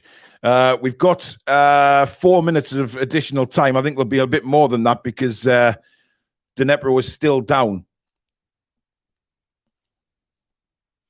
To be fair to Dnepro, he did get clattered, but obviously, Nick Pope had to come out and win the ball. Dnepro looks like he's going to be okay. But one player I am concerned about on the pitch for Newcastle United is without a doubt Dan Burn. He has looked off the pace since the kickoff, and he's lost the ball. He's passed the ball out numerous times. Really poor. But then again, Dan Burn's been a stalwart at left back. He's done really, really well, but we know he's not a proper left back. But I think he just looks tired. And I'm not surprised. But the pace of this game has been quite frantic. With Newcastle doing most of the pressing, we should be ahead. But unfortunately, again, as like the first half at Palace, we've dominated the majority of the half, but we haven't managed to put the ball in the net. We've had opportunities to do it. I just wish sometimes that the forwards would take a chance and go. I mean, Dnepro looks out of it. He does not look like he can continue in this game. And I think the physio is actually doing it live. Diamond Dog, first time listening to you live. You're fantastic. Thank you very much, Diamond Dog. Blakey says Wilson non-existent. Yeah, I don't think Dnepro knows where he is right now. To be honest, he's trying to say he wants to go back on the pitch, but the physios are saying no. They're not going to let him back on the pitch. I think that would be ridiculous if they let him back on the pitch. He is in cloud cuckoo land at the minute. Anyway, plays back underway. I think we're going to have a lot more than the 4 minutes that initially went up on the board. As Callum Wilson presses down the back line of Southampton. Played forward again. Trippier, lovely little knockdown to Fabian Schär. Schär into Bruno now. Bruno, again, swarmed by Southampton players, but he does well and finds Trippier. Trippier, lovely ball up to Willock. Willock knocks it on, but it's too high for Longstaff. Willock, he's had a dodgy first half. I think that's the best way to describe it, his first half. And Adam Armstrong is going to replace Dnepro. Of course, Adam Armstrong, a Geordie, Newcastle United supporter. He's now got to come on for Southampton and try and knock his old team out of the Carabao Cup. But there is a few players on that pitch at the minute who just not quite at the races. Dan Burn, Willock, Wilson again really hasn't looked sharp when you expect Callum Wilson when the ball's played across the 6-yard line that he's there in a shot, and it hasn't happened again. Southampton win the ball back off Joe Linton there, and they break forward now. Walker Peters as they look to get a goal before half time. Ward Prowse flicks it to Walker Peters, who looked offside, I have to say there, but not given. Play goes on, and Southampton continue, but they're being forced back again by Newcastle. Bruno went in for a side tackle there, got nowhere near it. Joe Linton now comes back on Walker Peters. Walker Peters manages to turn. It's played into the box. Botman heads it away. Come on, Willock, you've got to be quicker than that, man. You're just standing watching the ball. Anyway, we break in now. Callum Wilson has the ball. He sees a run of Miggy Almiron. Almiron now plays it down the left-hand side. He's got Salisu all over him. Miggy's beating him, though, and looked like he was dragged back there. There was nothing given. And the referee waves play. He pulled his feckin' shirt, referee. He's having an absolute Castoria, this referee. Bruno now for Newcastle, midway through the Southampton half. Looks for support, gets it from Fabian Schär. He turns, plays it back to Botman. We're well over the 4 minutes now of the additional time, but of course, the injury to Dnepro as Willock loses the ball again. Just not happening.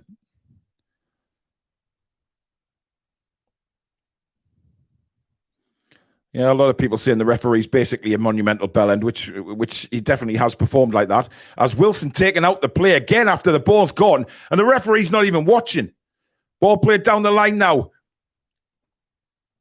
Botman is there, but he's beaten Botman and tried to play the ball in, and Fabian Schär's come across to cover for Botman, as normally happens between the two of those guys.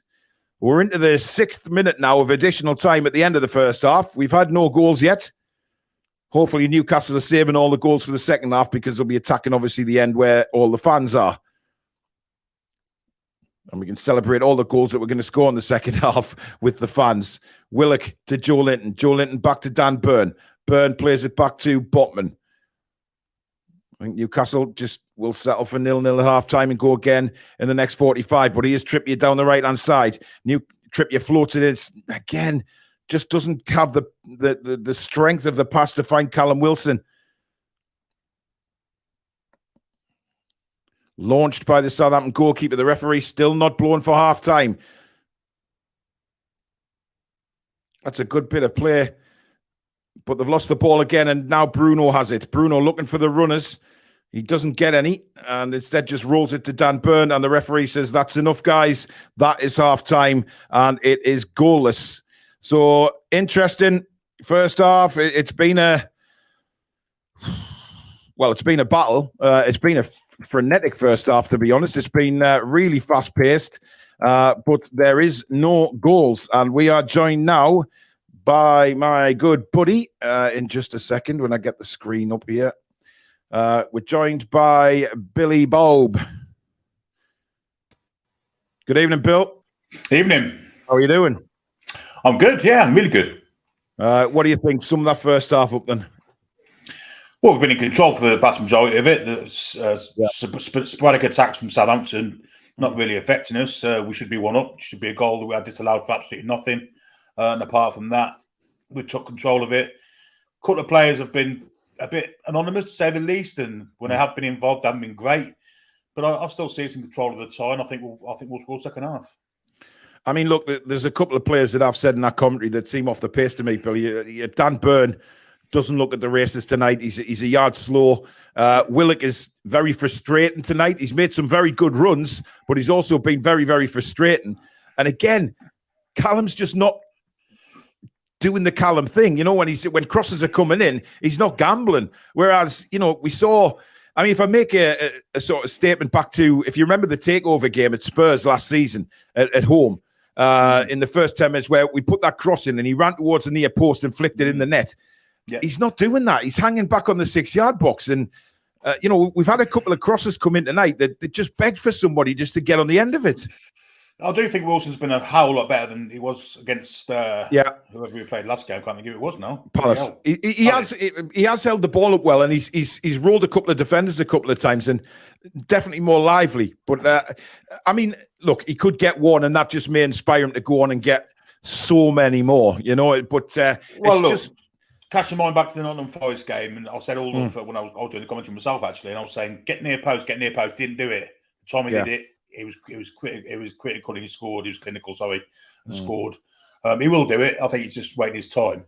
But yeah, some of the build-up play again has been really good. Bruno's controlled the game, and we've looked the better side by quite a long way actually. Yeah, I mean, Fabian Schär's just looked immense again today. And some of his passing is nothing short of world class. It is just some of those diagonal balls he's hitting. I think he's been watching Botman early season. I was thinking, right, if Sven can do that on that side, I'm going to do that on this side. And he seems to be the man that brings the ball forward out of the pair of them. He's the one that seems comfortable bringing the ball out up to the halfway line, whereas Botman, tidy, neat, does everything he needs to do, and then just gives it to Fabian Schär, who is probably more of a ball player. Yeah, I agree with that. Botman's sweeping basically, isn't he? And Schär's playing the more forward role out of the two. Yeah, but yeah, I mean the whole back four, except for Burns, looked strange tonight. He doesn't look like he's got the right boots and the right feet tonight, to be honest. Yeah. Same with Willock, to a certain extent. Same with Longstaff. That all three of them will give the ball away quite quick. Is it fatigue, Billy? Do you think? It's possible. It's possible. Yeah. Well, I imagine the adrenaline of the game and the atmosphere should be taking that away, really. Right. Well, Stato is going to join us, and I'm just going to take a quick break, Billy, so if you can run through a few comments and get Stato's thoughts, and I'll see you in a couple of minutes. Okay. Well, Alex, opinions of the first half? Anything you saw that disappointed you? Anything you saw that would really pleased you? Extremely disappointed. Very disappointed. Just with the chances.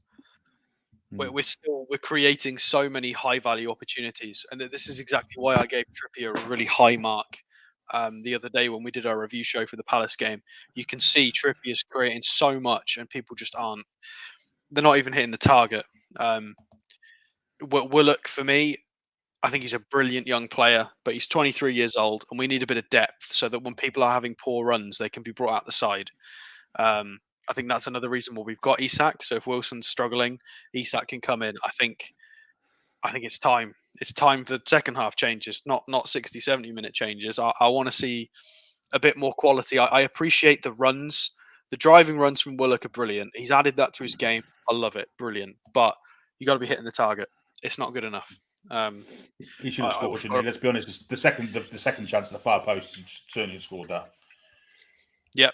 And likewise with the goal that was disallowed, the referee should be.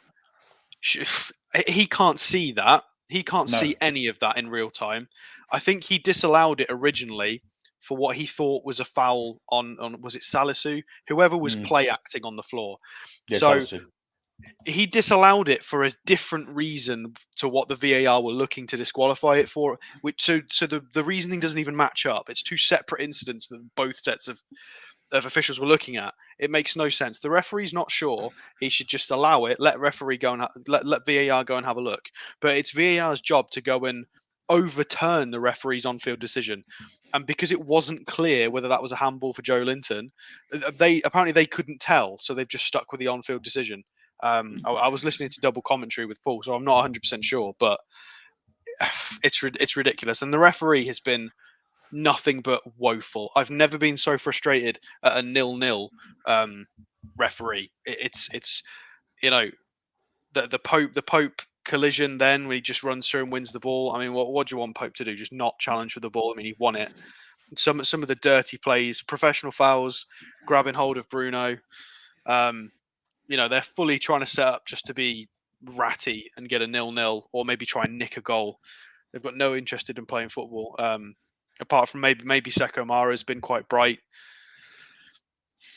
I mean, they've struggled really. The only reason there's a few moments where they've got some nice passing sequences together, and that's been when we've had a player ourselves out of position and they've exploited a bit of space. But they don't look particularly good. We are far superior to this team, and anything but a win here would be a disappointment. We need to beat these. I agree. I agree with the goal. It should have been a goal. To me, it wasn't a handball. It hit his stomach, missed his arm, in fact, and he knocked into empty net. But like you say, Salisu made a proper meal of it, as if he was. I think it needs to be booked retrospectively for simulation. I mean, you can't book people retrospectively, but that was disgusting. He's essentially tried to continue with play, and as he saw it's gone in, he's like, I'll just pretend I'm hurt. Disgraceful stuff. Did you think that Chalata Char, basically assault on Miggy, was more than a yellow card? Because I thought it was a red card.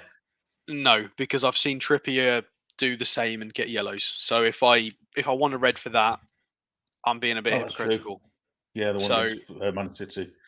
A part of me wants to say yes, but the same part of me knows that we've gotten away with exactly the same foul when Trippier's done it 2 or 3 times this season. So, as biased as I would like to be, I'm going to try and be fair. But the rest of the decisions, I just think they've been. I think there's a few. There was once when the ball went out of play for a throw-in, when it didn't. But then there was no replays of that. It didn't go out. Cher kept it in. There's a lot of small mistakes that they don't even justify a replay. Just lots and lots of small little errors. But anyway, we still need to be doing better. I think our destiny is in our own hands. We just need to be more clinical. We're clearly the better side. We're going to get chances in the second half. It doesn't matter how bad the officials are. We can still win this game with or without them. We just need to be more clinical and score an open play goal or a set play goal that's not going to get disallowed for anything. We just need to be really clean, keep pushing. I mean, we saw this coming, didn't we? We saw this coming 0-0 half time, going into the second half. When are the subs coming on? This is what it's going to be for the second half. When are the substitutions? This is all anybody's going to be saying. As soon as it hits 55 minutes, I can imagine you guys in the chat, plus probably everybody watching anywhere, it's just going to be like, right, it's 55 minutes gone. Right, when are we doing it and who are we changing? Unless we score. I'd like to see Maxi come on, if I'm honest. I think Willock's got to come off just purely for the chance misses. I love his runs, but some of his passing's been a bit awry. Like late onto that second half where he tried to just dink it up to Longstaff. I think Longstaff's been okay. He's been fairly solid. Early on, he whipped that ball across goal. Nobody there. Like Longstaff's not really done anything wrong to warrant the change. I think Willock's finishing's been poor. I think this is just crying out for push Joe Linton back into his midfield role. Maxi Isak. It just makes sense because Isak would touch more of the ball a bit deeper, influence play a bit more. Miggy looks really hungry. I'm quite impressed with Miggy. He's tried a couple of times, overlap to Trippier. He's come inside a few times. I'm happy with Miggy. He's playing like he looks a bit better than recent weeks. He looks on point. I think Wilson does, to be fair, as well. I think Wilson does too, and I think it might be a plan to wear their centre halves out and bring Isak on the hour mark and just finish. He's been better movement wise, but I still would. I would rather have Isak on because I think he can pick the ball up deeper, run with the ball, affect it. I think he's more technically gifted with his dribbling and stuff, and involving other players. Obviously, I think Wilson's technically superior as a finisher, sort of making a bit of space and having a shot. But I think Isak could be able to do all the dribbling and link-up play bits far more, and I think that's what we need right now because we're being pushed out wide. Bruno's working his arse off trying to find that little bit of space. He's got 2 on him. We just need that extra guy to drop and help a bit sometimes. Yeah. It's very interesting for me because I think, we're doing really well. The passing is fluid again, and we just need to take a chance. I mean, that Willock volley was dreadful, to be in all honesty. I think Maxi volleys that in. I truly believe that. And certainly Isak probably. Yeah, I mean, look at the one at Wolves. Yeah. Haven't done this super chat, Paul, by the way. This super chat here, and I've gone for the comments still there. All right, thank you, Peter, for your £4.49. Joe Linton is not a left wing. Move him in the middle. Willock off. Maxi left wing. Wilson off for Isak. Yeah, I'd agree with that. Did you do that one, the 199 super sticker, Billy, or not? No, I didn't know. Sean Stevenson, thank you for a 199 super sticker. Guys, we've got nearly 1,750 watching. Massive viewing figures. Thank you so much to everybody for joining us for the match tonight. Of course, Billy and Alex will be back at full time as well to get the thoughts. But we have to remember that this is just the first leg. There's no need to panic. I think, look, I'd love to have a goal or two to go back to St. James's Park. But, as long as we come away with something from this game, I still think we've got one foot in the final, especially taking them on at St. James's. Speaking far too logical. I'm terrified. I think 0-0's the worst result for us. I do honestly, because they will just hit us on the break at home.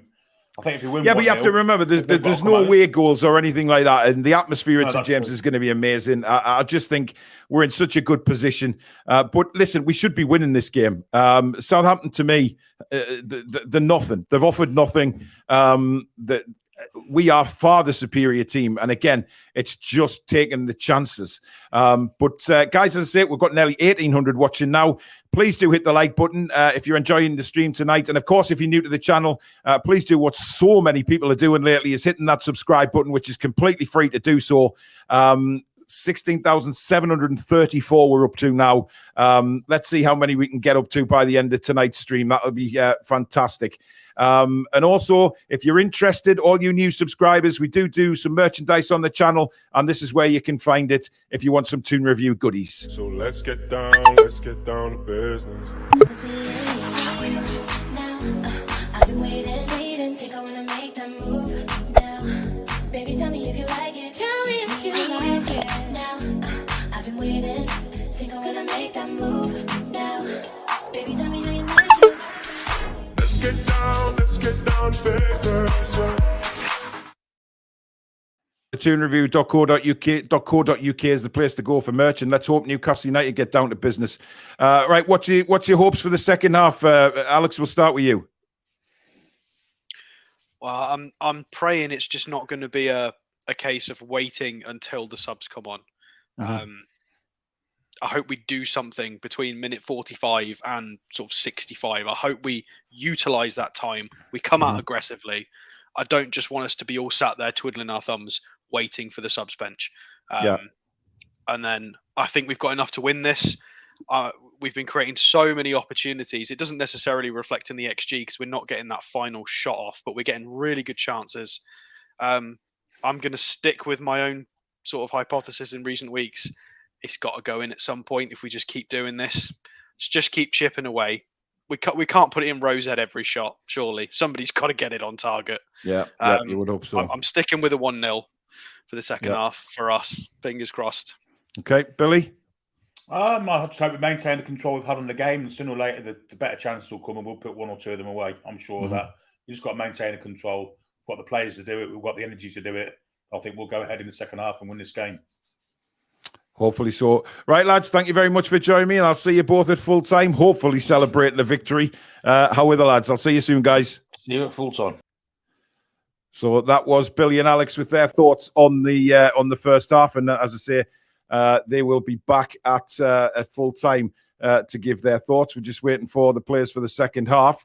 Let's have a look at a few comments. People are still saying they probably hopefully expect a 2-0 win. No changes, it looks like, for the second half.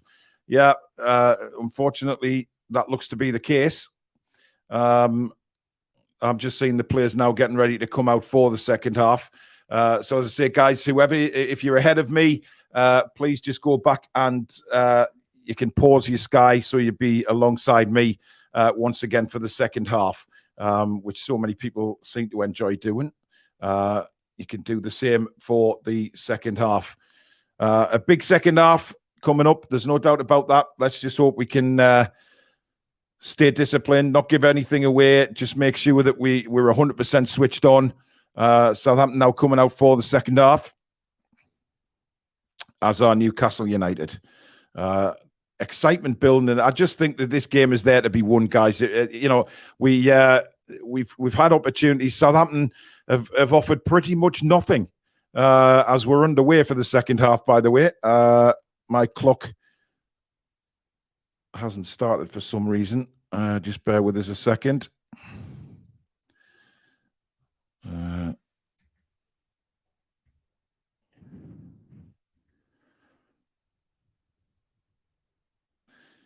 There you go. We're underway again. So there you are. So Eddie Howe looking pensive. It's a huge second half because I think Eddie will definitely want to take some goals back to Newcastle United. There's no doubt in my mind that they want to do that. And it comes to the crunch right now. Southampton knocked the ball long, and it comes to the Holy One, Nick Pope, and he collects it safely in his hands and rolls it out to Fabian Schär. Schär turns and goes back to Dan Botman now. Botman brings it forward, looking for that out ball, rolls it across to Dan Burn. Dan Burn's lost it again. That's poor from Dan Burn as he tried to cut inside Adam Armstrong, and it's failed. Armstrong fancies a run down the right, clips the ball across, headed away by Longstaff, helping out at the back there. Willock, I don't know what the hell that was from Willock, but he's lost the ball again. And we managed to get it back after a huge scramble. Now Almiron bursting down the left-hand side for Newcastle. Salisu can't keep up with him. Miggy Almiron into the box. He's still going across. And missed Callum Wilson. It comes out to Longstaff, and it's belted over the bar again. Not a good finish. Brilliant run by Miggy. Just picked it up inside his own half. Salisu just could not keep up with him. And Miggy went on a dancing run.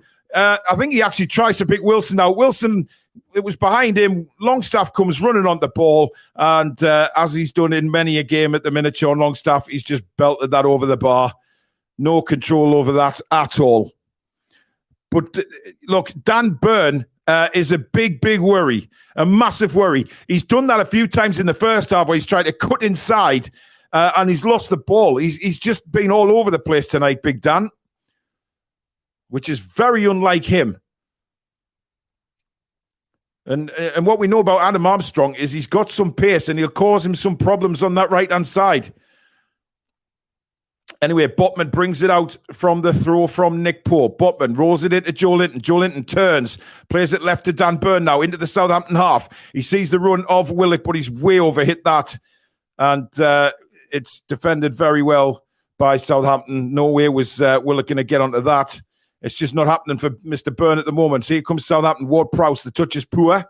And Schär will just roll it back to his Holy One, Nick Pope. Nick Pope takes his time. Rather heart-in-mouth stuff. That's a poor ball by Fabian Schär. Longstaff not switched onto that at all there. And Southampton pressing early doors in this second half, looking for that breakthrough. Ward-Prowse trying to pull the strings in the middle for Southampton, but they're being forced back. And it ended up having to go all the way back to the keeper. Callum Wilson pressing really well. Good work by the keeper there. Just cut back onto his other foot. And Southampton start again. Bruno is all over him, though. Played out from the back. Southampton still trying to get out their own half at the moment. Brilliant pressing from Miggy. Clipped the heels of the Southampton player there. The referee was going to blow his whistle, but he's allowed play to go on. Southampton just really trying to play the ball out, very successfully. Bruno, Cher launches the ball. Both Wilson and Miggy are offside, but play goes on. And Walker-Peters now is tackled by Joe Willock. We need to wake up a little bit here. Longstaff is the new Chris Wood. Well, he's skied some of the chances he's had of late. Walker-Peters now for Southampton. Good work down the right-hand side. And a bit of space here. But Cher comes across and, of course, wins the ball as usual. Willock, Bruno. That's a poor pass by Bruno. Again, gives the ball away in a dangerous, dangerous position. Walker-Peters now for Southampton. He's gone down, but I think Bruno forced him off the ball there. Now Armstrong skips round Botman. Gets a little clip into the box, and the shot is well wide in the end. A good attempt by Mara, but unfortunately for them, way off target. Way off target. But Southampton certainly looked the better team at the start of this second half. We need to just get back at the races here.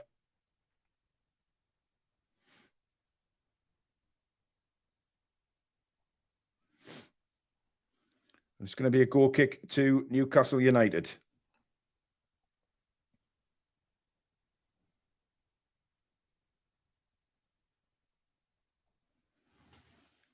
But again, Southampton really pressing early doors here.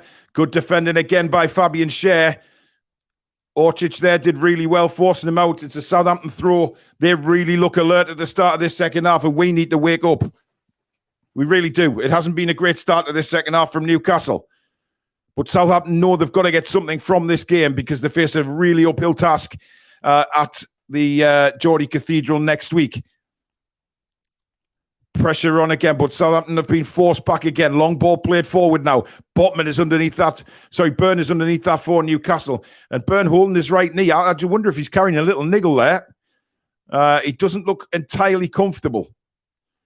It's going to be Walker-Peters with the throw-in for Southampton. Good flick on by Mara there, but it's cleared away by Newcastle United. Wilson flicks it on brilliantly to Willock now. Willock wants to go for one of these bursts and runs down the left, but he doesn't have the pace to get past Diallo, and Diallo gets it back to the goalkeeper. Willock was pretty much way out of the races there for that ball. Long ball again by Southampton. Fabian Cher, great defending. And then just clips it out to the right to Trippier. Trippier knocks it on to Sean Longstaff now, bringing it forward into Southampton half. Plays the ball down the line to Miggy. Miggy's trying to get his pace going, but he's not going to get on the end of it. And the ball rolls for a goal kick. There certainly looks like there's a lot of tired legs out there. So I hope Eddie doesn't wait till sort of 20 minutes into the half. He needs to make a change earlier. Geordie Metal, thank you very much for your 20 quid super chat. Thank you for your continued support of the channel, buddy. We need Maxi and Isak on now and not the 70th minute as usual. I agree. I absolutely do agree. I think we look leggy. We just need to freshen it up a little bit here. Botman just dinks it into Sean Longstaff now. Longstaff to Bruno. Bruno got Ward-Prowse for company, but he does well. Steps away from him. Steps away from Orsic as well. He's just limping there a little bit, Bruno. Down the line now for Miggy on the right-hand side. Heading towards the byline. Plays a lovely little 1-2 with Longstaff. Ball across. Joe Linden. Oh, my God. He's missed from 3 yards out. He's blasted the ball over the bar. How on God's earth has he missed that? Beautiful football from Newcastle. Lovely 1-2 with Longstaff and Miggy. He plays it across. It rolls to Joe Linton. And somehow he has skied the ball over the bar from literally 3-4 yards out. That's an awful miss. And again, another massive chance for Newcastle goes awry. It's a terrible miss by Big Joe. He's got to be better than that. He's got to be better than that from there. Holy cow, man.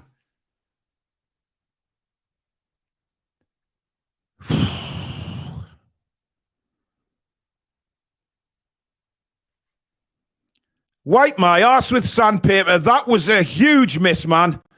Unbelievable miss. Anyway, here's Miggy again, down to the byline. And ball comes across. Botman! He's hit the side netting. He was on his right foot, and he's put it in the side net. And again, a huge chance goes awry. We play the free kick quickly. Miggy down to the byline again. A brilliant ball across. The goalie gets a touch on it. It falls to Botman, and he's put it wide. And you've got to worry, the more and more we don't put these bloody chances away, it'll come back and bite us in the backside. That's a certainty. Chance after chance goes missing for Newcastle.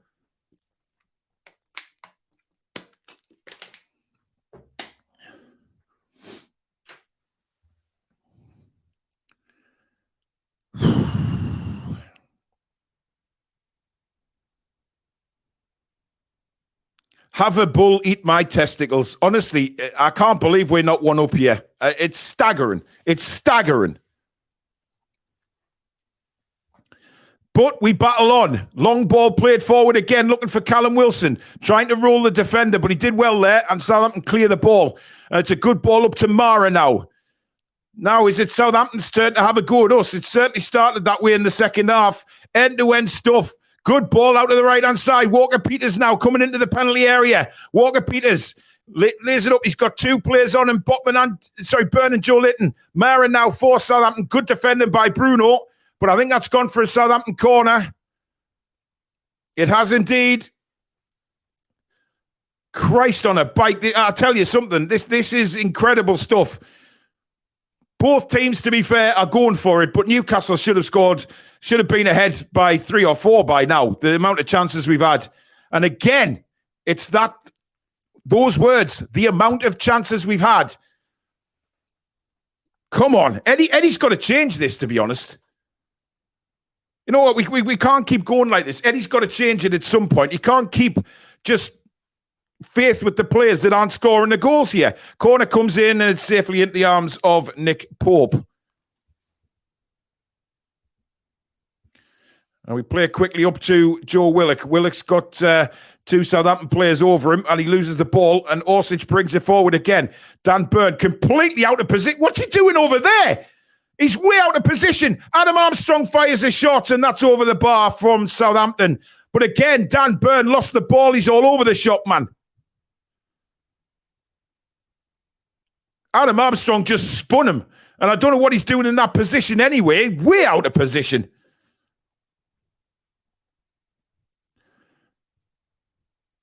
Look, Eddie's got to make a change, and he's got to make a change very soon. He can't keep going on like this, dragging these players through the mud. Southampton are doing it now. They're making 2 changes.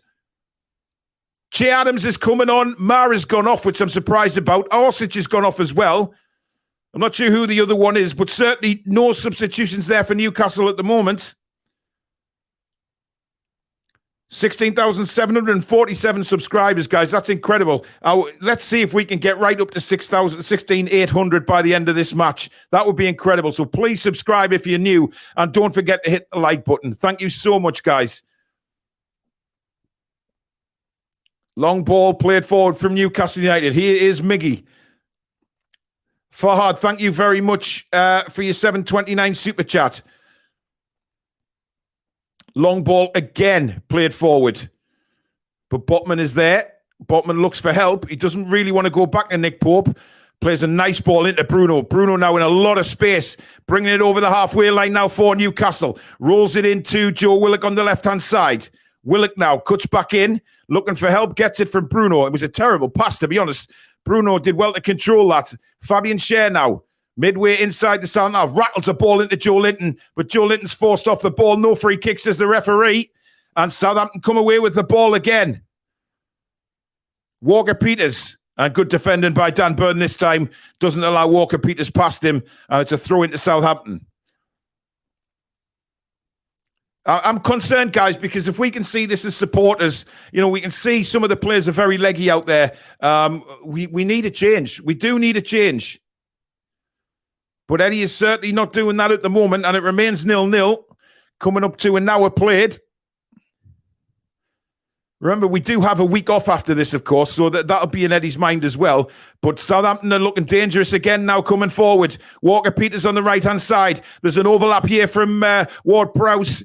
Walker-Peters has gone down, wanting a penalty. The referee says no. I'm not sure it was. There's not too many complaints, to be honest, from the Southampton fans, but we're just seeing it again here. Oh, I don't know. It's clumsy by Willock, to be honest, but nothing given. Not sure whether VAR will have another hard look at that. Anyway, Botman. Oh, he slips. That's not a great place to slip. Now, Armstrong has it for Southampton down the right-hand side again. They're definitely starting to target this side with Dan Burn. I think they realise he's not at the races too much today. As Southampton press now looking for that goal. They are really giving this a go, the Saints, to be fair to them.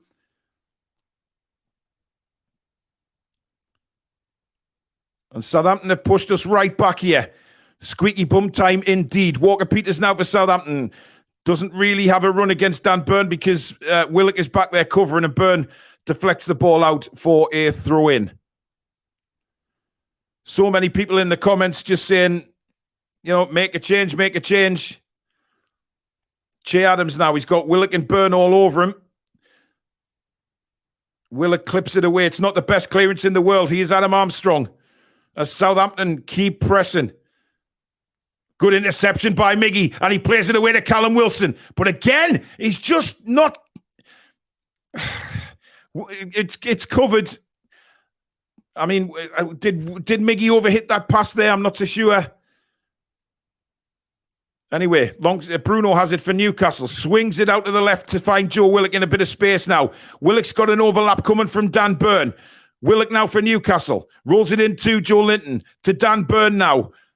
Back to Joe Willock. Willock plays it across to Longstaff. Longstaff tried to play a 1-2 with Wilson, but Longstaff's pass was awful to Callum. And back comes Southampton down the left-hand side this time. And Che Adams skips past.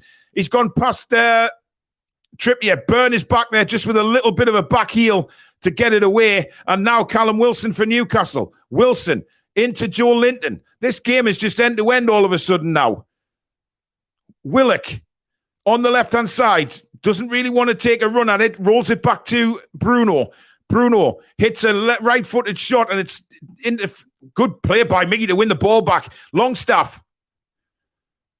Miggy now turns and quickly aims for the byline. Turns back on his left foot. Rolls it back to Kieran Trippier. Trippier to Bruno.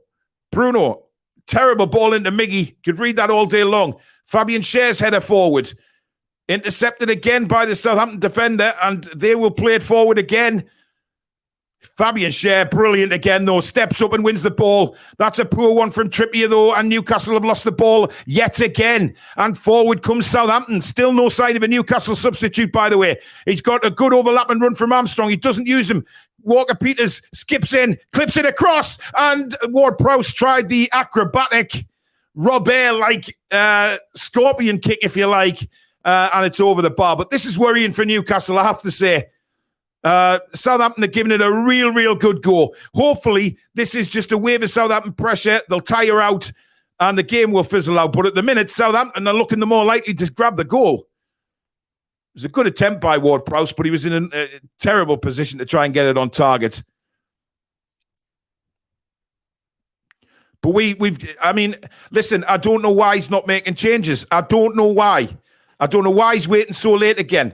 These players are itching to come on. In fact, Maxi's stripped and ready to come on, but there's no sign of Alexander Isak, guys.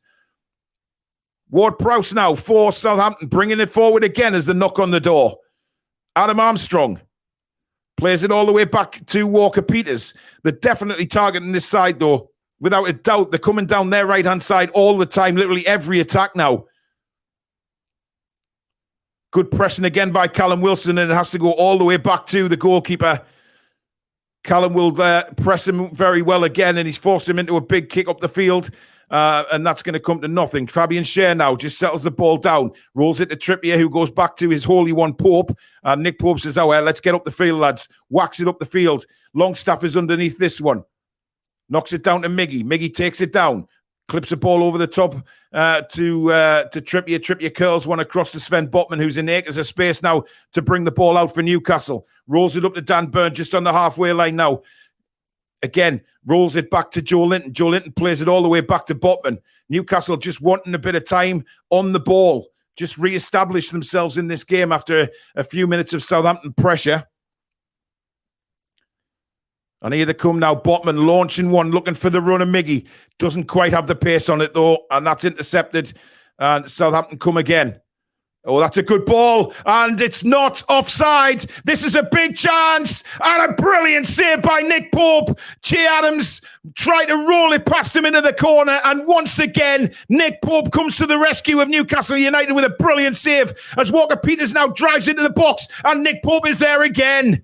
Wonderful goalkeeping from the Toon keeper, but to be honest, it was a great run. He's miles on side. Botman played him on.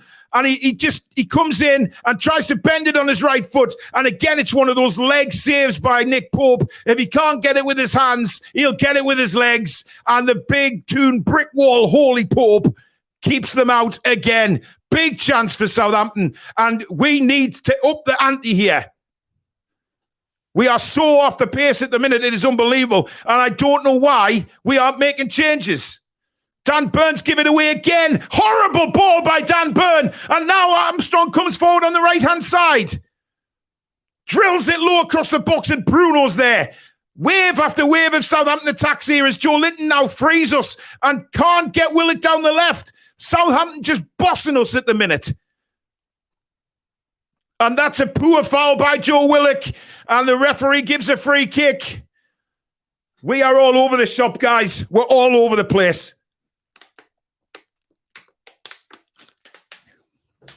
And this is worrying me a little bit.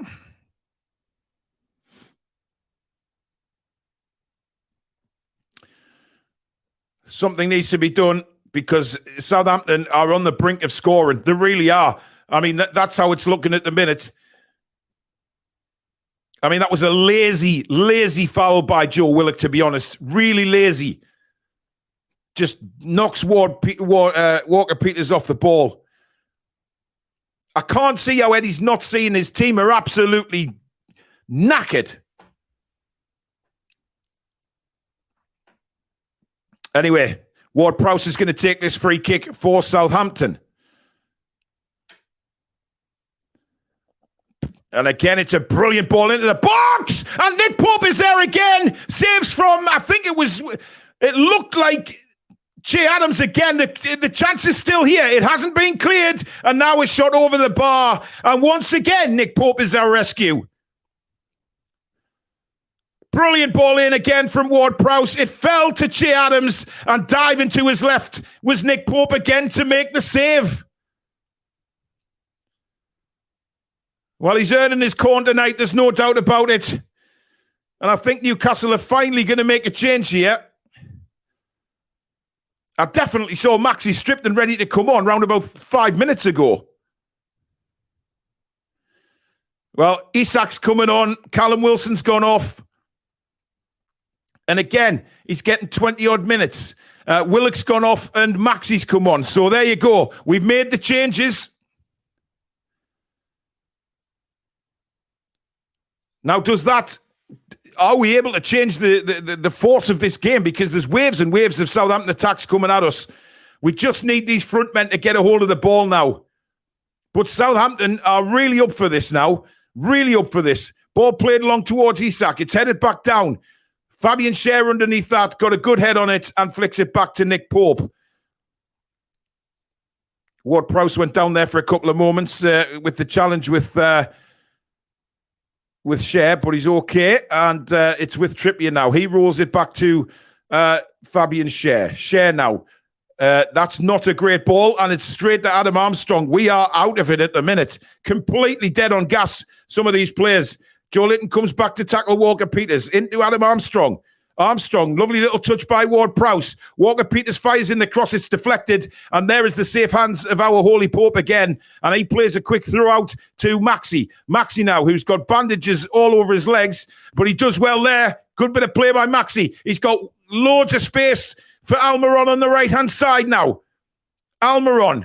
Good run by Trippier. Can we get a ball into the box for the big Swede? It's a terrible ball by Trippier. and he's given it straight to Southampton, and Alcaraz there just walks away with the ball. He is Ward-Prowse for Southampton. Lots of people saying they're taking 0-0 right now, and to be honest, guys, so would I. We are being absolutely pinned back this second half. We've been genuinely awful. We've missed those chances early in the second half. Longstaff booming one over the bar. Joe Linton from yards out ballooning it over the bar. And you know, you have to worry that you're going to get punished for those type of things in these situations. And at the moment, Southampton are all over us. We are having to defend and defend and defend. Almiron now to Bruno. Bruno's trying to get some space and find a killer pass, but he's lost the ball. Poor from Bruno. He's lost it again. Trying to do too much on the ball at the minute. Trying to make an impact instead of giving just a simple pass. Southampton now come down the left-hand side. Trippier is going to be booked for that. There's no doubt about it. That's a foul by Kieran Trippier, and the captain is yellow carded. And frustrations here for Newcastle. You can tell the players are just thinking, "Sake, man." I mean, Trippier there was just done. He was done. A doozy there going down the left-hand side, and I mean, Trippier brings him down and immediately points to say no, but it was clearly a foul. Trippier's gone way off the boil from the first half. I thought he was okay first half. But unfortunately, like a lot of players, we're still in the dressing room here. 20 minutes to go, plus any injury time, and it's still goalless here in the semi-final. Southampton 0, Newcastle United 0. 16757 subscribers. Thank you so much, guys. Please do subscribe if you're new to the channel, even if you're not a Newcastle fan. We've got lots of fans from all over the country because they love the banter on the channel. So please do subscribe and also hit that like button. You can donate to the channel as well if you hit the $ at the bottom of the live comments, like so many wonderful people have already done tonight. In comes the free kick. It's headed away by Botman, and that is going to be a Southampton corner. Good defending by the big Dutchman there.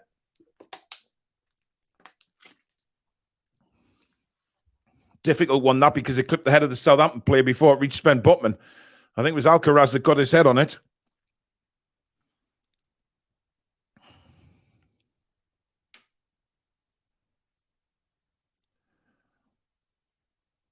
In comes the corner from James Ward-Prowse. It's deep, but Nick Pope gets his hands on it. Sam Dibben, don't be a dickhead and put things in the comments like that. Why do you have to be immature like that? Anyway, Newcastle coming forward now with Maxi. Maxi, the Southampton player didn't want to make a challenge there because he knew that Maxi would just step by him. Joe Linton now out to Trippier. Trippier brings the ball down, plays it in the box. It's bouncing around again, and Southampton can't get rid of it. Trippier again floats the ball into the back post. Maxi now in the box, plays it back. It's played in. Oh, what on earth was Longstaff doing there, man? Dan Burn played the ball in, and Longstaff sort of passed it back to him instead of flicking the ball towards goal. Don't understand that move from Longstaff in a million years. Anyway, Botman now. Dan Burn is going to go back to Sven Botman. Botman in a lot of space in his own half. Rolls it to Bruno. Bruno turns. He's got Schär in support. Fabian Schär now brings the ball forward for Newcastle over the halfway line. Good run again by Fabian Schär. Down the line to Isak. Isak now. Great bit of skill. He's done the defender. He's into the box. Isak across. Joe Linton scores! Get in!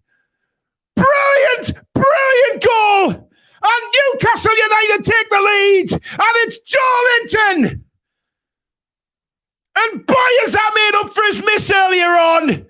And that will just be a dagger through the heart of the Southampton side. But it's the substitute who's paid it off. Brilliant run by Isak. Skinned the defender. Brilliant ball to Joe Linton. And he tucks it home. Newcastle United are in front. My God, what a game this is turning out to be. Jesus H. Christ. Wow. I mean, wow. Brilliant move, brilliant play this by Isak. Just skins the defender. And how we've missed someone doing that. He picks the runner Bruno out to absolute perfection. I mean, Joe Linton, And to be fair to Big Joe, brilliant run. Didn't lose confidence from his miss earlier on. And that is a brilliant finish. And Newcastle United are in front. And finally, brilliantly created by Isak. Wonderful play. And a brilliant finish by Big Joe. And Newcastle United lead in the semi-final. 1-0. And the fans are going bloody mental. Come on. 73 minutes. Joe Linton, 1-0 to Toon. That's a massive, massive goal for Newcastle United. Huge goal. And that will just puncture Southampton after all the pressure they had. But wow, will that give the lads a lift? The lads who are looking leggy, tired, it'll give them a lift just to keep going. Armstrong now for Southampton down the right-hand side. Cuts in. Great tackle, Dan Burn. Cross comes in again from Southampton. It's flicked on. It's at the back post. Played across again. And Armstrong is there. It's gone in. And Southampton have offered bloody answered straight back. I think it took a wicked deflection. It really did take a wicked deflection. I mean, Armstrong went in there, and I think Dan Burns put it in his own net.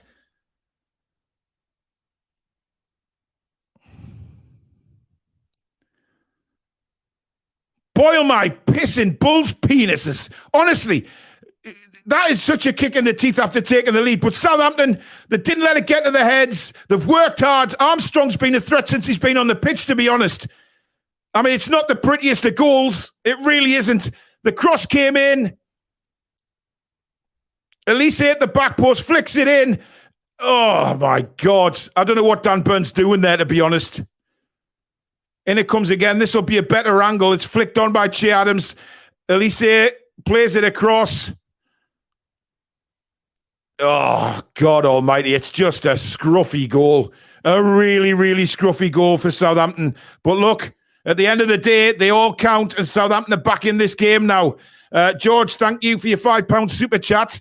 VAR are actually having a look at this goal for a possible handball. I'm not too sure I saw a handball by... Oh, I did actually. Mebby's. I mean, look, if the disallowed hours in the first half, that clearly hits his hand. That's got to be disallowed. If they disallowed hours in the first half, that has to be disallowed. Or else I'm calling bullshit. There, it hits his hand. Clearly, it's frozen there as the ball hits his hand. It did. It's exactly the same thing as what happened to Joe Linton in the first half. That's got to be disallowed. If they're going to disallow something like that, it's disallowed. It's a handball by Adam Armstrong, and rightly so. We get away with that one. But listen, they got away with one in the first half for exactly the same thing, so they can't complain.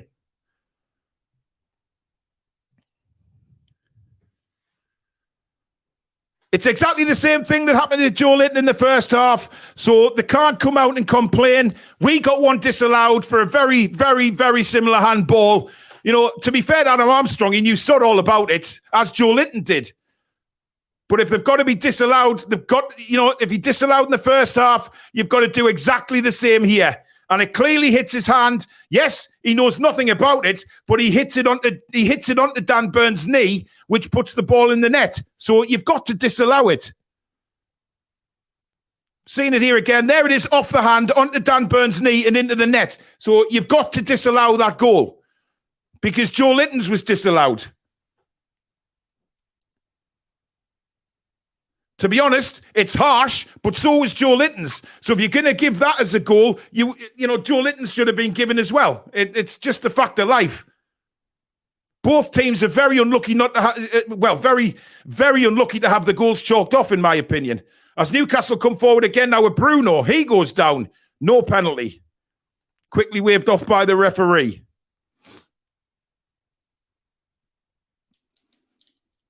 Whichever knee it came off, whether it was Armstrong's or Dan Burns, it hits off Armstrong's hand onto the player and into the net. So, it's exactly the same. And I'm not calling bullshit here. I'm saying how it is. I think it's a very, very, very lucky decision for us. And George, thanks for another £5 super chat. I love VAR. Well, there's a surprise. Jacob Murphy has come on for Almiron. I don't get it. I don't get that substitution every game, man. It's so annoying. I mean, so annoying. Look, I think Newcastle are unlucky to have a disallowed goal, and so is Southampton. I'm calling it both ways. Both goals should have stood, in my opinion. But it's just the way that the game is at the minute. But bloody hell, Murphy on the pitch. I mean, Murphy did all right, to be fair, when he came on against Palace. So let's wait and see. But it's just the same bloody substitutes every time. But then again, we haven't got anyone else, to be honest, have we? So, we're very hamstrung when it comes to substitutions. Botman now goes back to Nick Pope, pressured by two Southampton players. Pope plays a left foot pass out to Kieran Trippier. Trippier launches a left foot boot into the sky. Comes down with snow on it. Cher goes in for a header, wins it. And that's a poor pass. And a throw into Newcastle midway through the half. No, it didn't hit Burns' knee, Sophia. I know that. Looking at it again, it was probably Armstrong's leg. It came off. It definitely hit Armstrong's hand, though, onto his leg and into the net. So that's why it's being disallowed. It was a handball. Exactly the same as Joe Linton's. I think both teams are unlucky to have both of those goals ruled out. I think it's ridiculous. They're not deliberate handballs. Certainly Joe Linton's wasn't, and neither was Adam Armstrong. So... But there again, it's levelled off now. 2 disallowed goals for handballs that probably shouldn't have been disallowed. So we'd be 2-1 up in essence, if we look at it that way. Richard, thank you for your £3 super chat. Really appreciate that, buddy. 16,766 subscribers. That is incredible, guys. Thank you so much. Let's try and get that up to 16,800 by the end of the match or the stream. Thank you so much for your generosity and welcome everybody to the channel. Here's Sean Longstaff into Bruno. First time ball into Isak. Isak, beautiful ball to Joe Linton. Again, brilliant awareness. Plays it down the line now to Maxi. Newcastle would love a second goal here. Maxi into Isak. Good combination again from the two substitutes. Isak right to the byline, and he's just couldn't win a corner. And it's a goal kick to Southampton with around 9 minutes to go. Plus injury time. Incredible game of football, this. It's been a credit to both sides, to be honest, because Southampton offered nothing in the first half attack-wise. Really, really stepped it up. And now we have Lavia coming on for Southampton as Diallo goes off.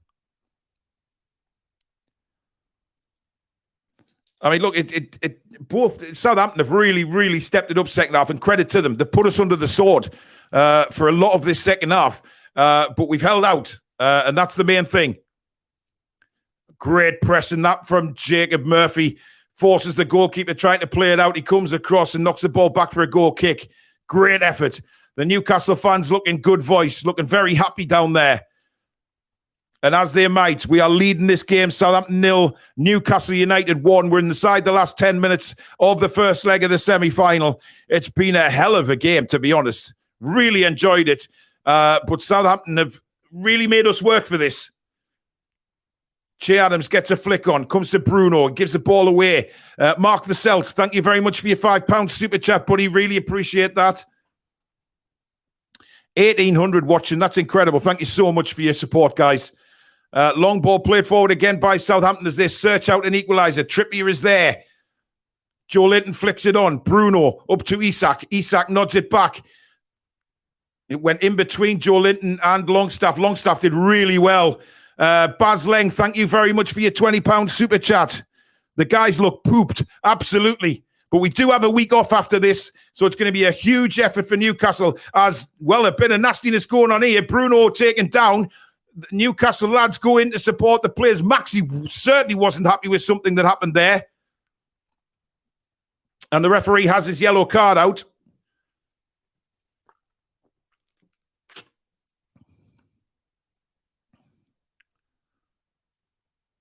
It's Lianco.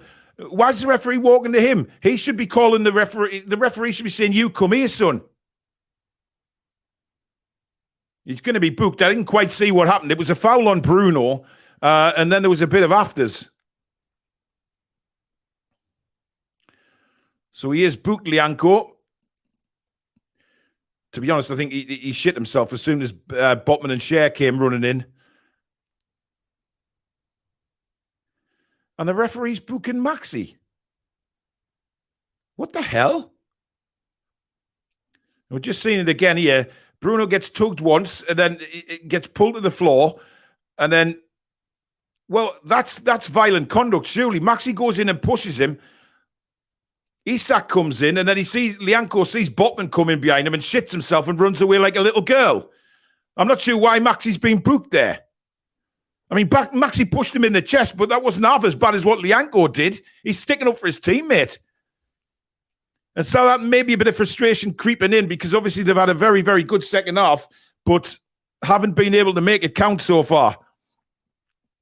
And this will be a good opportunity for Newcastle with a free kick now. Trippier will float this in. Can we make this count? Guys, we need 23 more subs to get to 16,800 by the end of the stream tonight, which will be absolutely incredible. So please hit that subscribe button. It's a poor free kick by Trippier, straight in the arms of the goalkeeper. We're just not converting set pieces like that. It's really poor. Walker-Peters now. As Southampton try and get back on level terms. Newcastle will fight to keep them out for the last 5 minutes plus injury time of this game. Long ball down the left-hand side, but His Royal Holiness, who has been superb tonight, picks the ball up and says thank you very much and plays it out to Trippier. Trippier up the line now for Jacob Murphy. Murphy, he's got Bruno in support, but he's giving the ball straight to a Southampton player. Poor that from Murphy. Good work by Sean Longstaff. Again, win the ball. He looks absolutely wrecked. Now Maxi, he'll have a go. Great play from Maxi. He's got Isak to his left. Maxi fancies this. He's taken down. And that is a free kick. And another yellow card. Coletta Carr. And then he pushes Bruno out the way. And he's sent off. There's a red card come out. It's Coletta Carr. He's gone. All hell breaking loose here at St Mary's. It was a terrible tackle.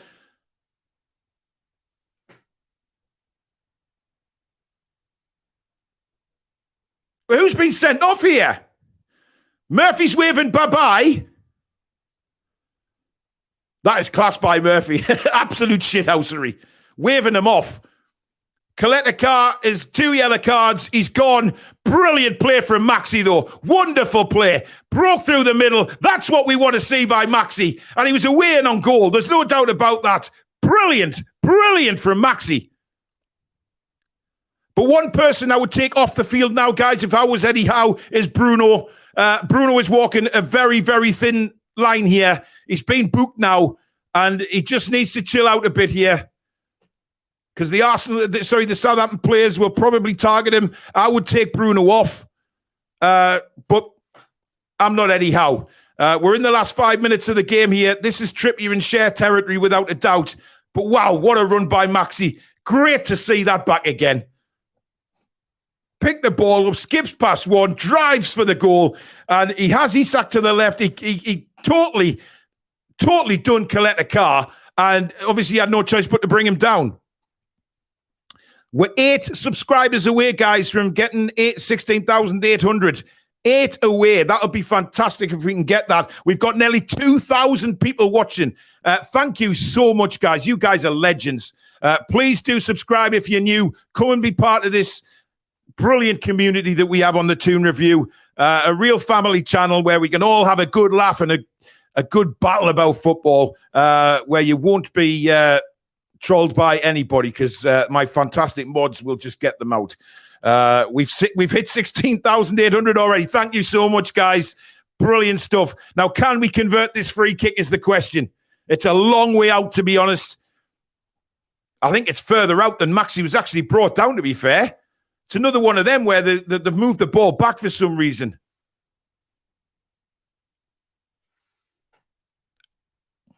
Trippier is over the ball. So is Fabian Schär. Who's going to hit this?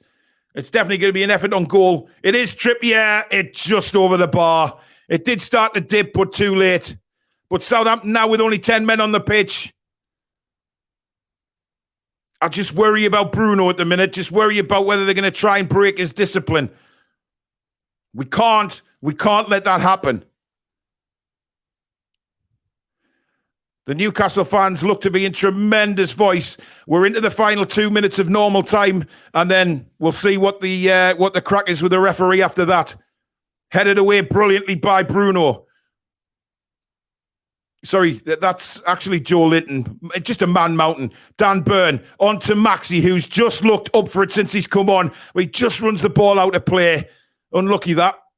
But Maxi, as soon as he's getting the ball, guys, he's causing Southampton problems. He's driving at the defence. And it's been a total change around from with Isak and Maxi on. We just look different when we're coming forward. We really do. I'm not saying anything against Willock, obviously, and Callum. They're out of gas completely. But we still have that all-important lead going into the second leg as it stands, as we're coming towards the end of the game. Knocked forward, looking for the run of Maxi. It wasn't convincing defending, but he got away with it, launches it forward. Botman is under this. He's pushed over, and a free kick to Newcastle United. Che Adams knocking Botman over. Che Adams is not very happy. Botman's hurt his wrist. Yeah, Botman's eyes well and truly on the ball there. Across comes Che Adams, bumps him down. It's a free kick. Nothing more, nothing less. Bruno now for Newcastle United. He's got Joe Linton in support. Joe Linton just over the halfway line. Coming down the left-hand side again now. Maxi, he's got the run of Isak. Isak, again, brilliantly takes the ball. Rolls it along his boots. Fandango and brilliant stuff from Isak, and he wins the throw-in. Wonderful play. This guy's got to start, man. I'm telling you, he's a beast. 5 minutes of injury time, guys. 5 minutes of injury time. We're only a few viewers away from 2,000. We've never hit 2,000 before. As Dan Burn just pokes the ball out of play and a Southampton throw. They will be willing to get on with this quite quickly. Richard sums it up saying Che Adams is a total twat. Indeed he is. I mean, Southampton will be gutted that their goal didn't stand, but so will we. You know, you can't have one and not the other. So if you're going to disallow Joe Linton's goal for a handball like that, then you've got to do the same for Adam Armstrong. Fair's fair. It's been a tremendous game, though. Really, really tremendous game. As a semi-final should. Here's Joe Linton. Finds Bruno now in a lot of space. Bruno over the top for Maxi. Maxi now. He takes it early to play it into Longstaff. Longstaff slowed it up. Oh, you idiot.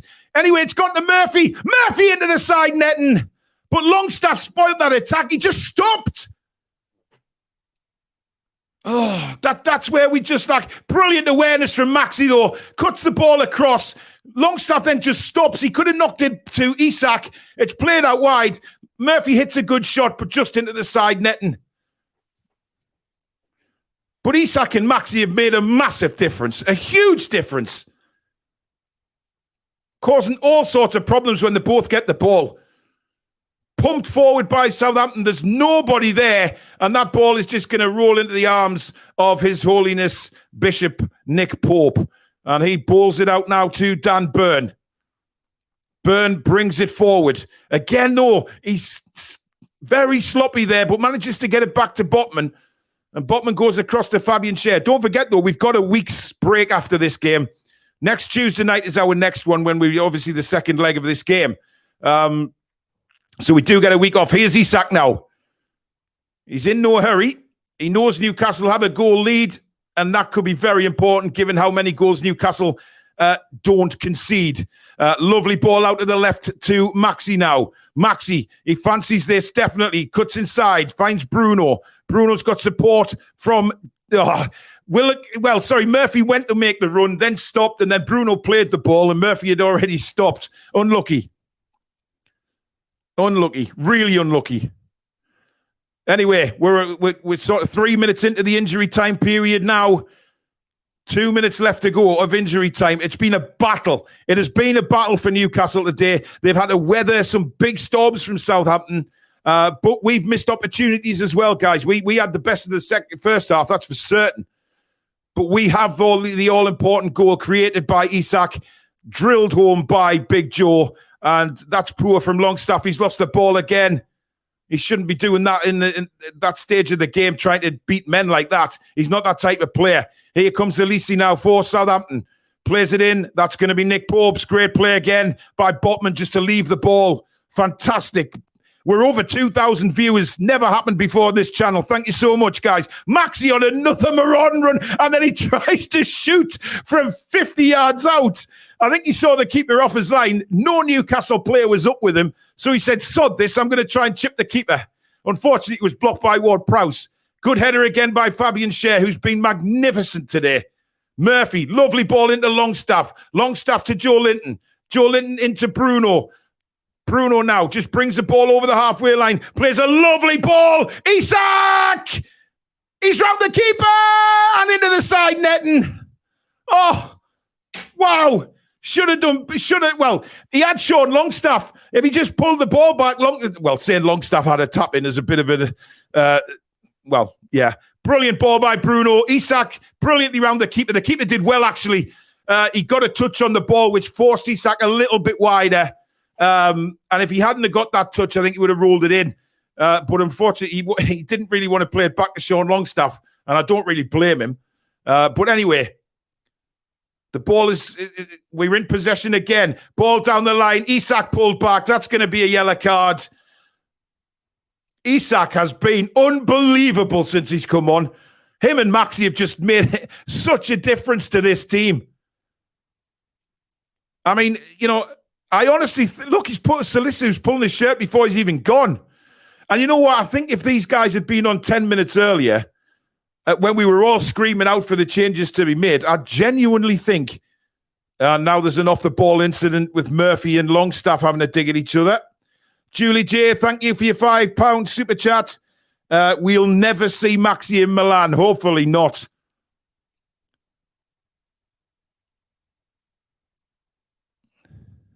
I mean, it's getting niggly now. It really is. It's getting niggly. There's no need for it. I think both players have been booked there, Salisu and Longstaff. A lot of the Southampton fans have gone home. There's a lot of empty pink seats there, to be honest. But the allotted time is up. So ball comes into the box, trying to get ahead on it again. Southampton trying to break, but that's the end. It's finished, and Newcastle United have 1 foot in the Carabao Cup final as they beat Southampton by 1-0 at St Mary's. An absolutely incredible game of football. Really enjoyable. Southampton threw everything at us in that second half. We did not break. They scored a goal, disallowed for handball. Very, very unfortunately disallowed from their point of view. But we had one in the first half for the same thing. So it leveled up really on that front. But a cracking game of football, and well played Southampton. They're bottom of the Premier League at the minute, and they were fired up tonight and really, really, really worked their asses off. But we again, I mean, Fabian Schär, unbelievable, really unbelievable. What a guy. Just an incredible performance. And Joe Linton, I mean, credit to Big Joe, because he didn't stop. He didn't get worried about the fact that he'd missed an opportunity. He kept going and made a brilliant run into the box and scores a cracking goal. We've got Billy joining us. Billy Bob, 1 foot in Wembley's door, my son. Yeah, we're ahead at half-time, aren't we? It's not over yet, but, I mean, the way we played tonight, we're a better side than them by country mile, and I can't see us not going through now. But we can't take our chickens as hatched already, can we? So, well, no. Yeah. We've got a £10 super chat from Northumberland Geordie. Well done, Paul, lad. Great commentary and great viewing figures. Yeah, thank you very much. We hit over 2,000 today, Billy. That's never happened. We've got a €50 super chat from Arturo, just with the muscles emoji. Thank you very much, Arturo, for your continued donations. I mean, Billy, Joe Linton missed that sitter, and I thought, oh, Christ, this is just not what we want here. And then all of a sudden, Isak comes on with Maxi. They changed the game for me. Wonderful turn by Isak on the right-hand side, bursts into the box, plays a perfect ball in to a perfect run from Joe Linton, and smashes it in. A magnificent bit of skill on that far touchline, wasn't it, boy? Isak? He was immense when he came on, as was Maxi. The two of them definitely changed the game without any shadow of a doubt. Whereas Willock had looked a bit lackadaisical today. Maxi came on and really, really went at them. And could have scored with a bit of luck. Played really well. But we had a bit of a shaky spell after about an hour. But apart from that, I thought we were in control most of the game. Yeah, we've got another £5 super chat come in from Calvin. Thank you very much, Calvin. Isak needs to start now, head and shoulders above Wilson. I cannot disagree with that.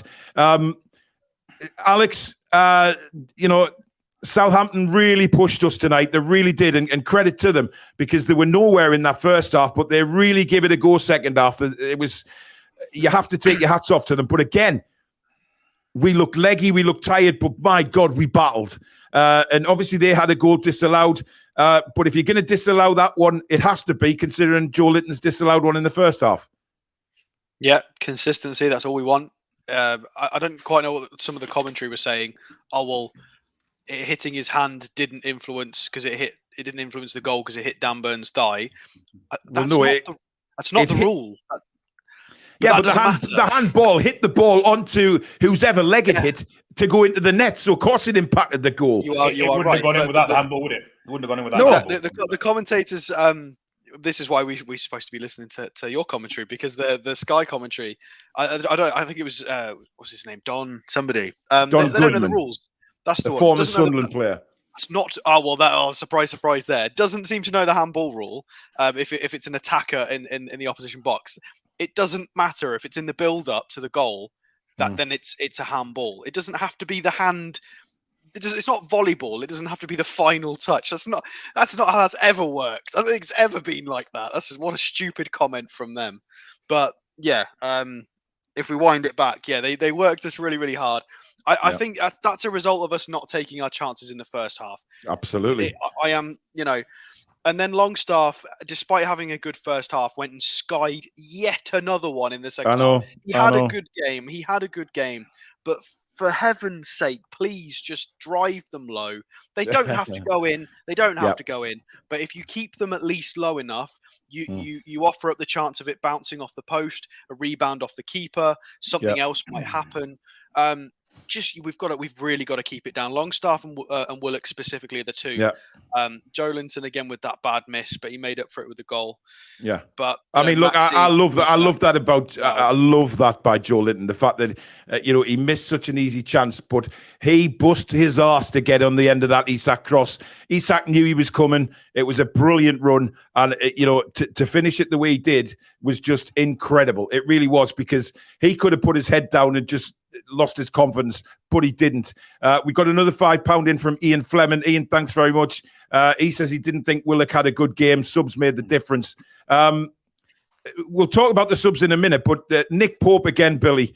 You know what? If he can't save it with his hands, he saves it with his legs. And you look at David De Gea for Man United a few years ago. He was getting rave reviews about being one of the best goalkeepers in the world because he had the ability to know that he couldn't get his hands to it, so he'd get his legs to it. And that's exactly what Bishop Pope is doing right now. Well, yeah, as a goalkeeper, you stop it with anything you can, don't you? And all the greatest goalkeepers in history have done that. The Shiltons of this world, the Gordon Banks of this world, they all got something in front of the ball.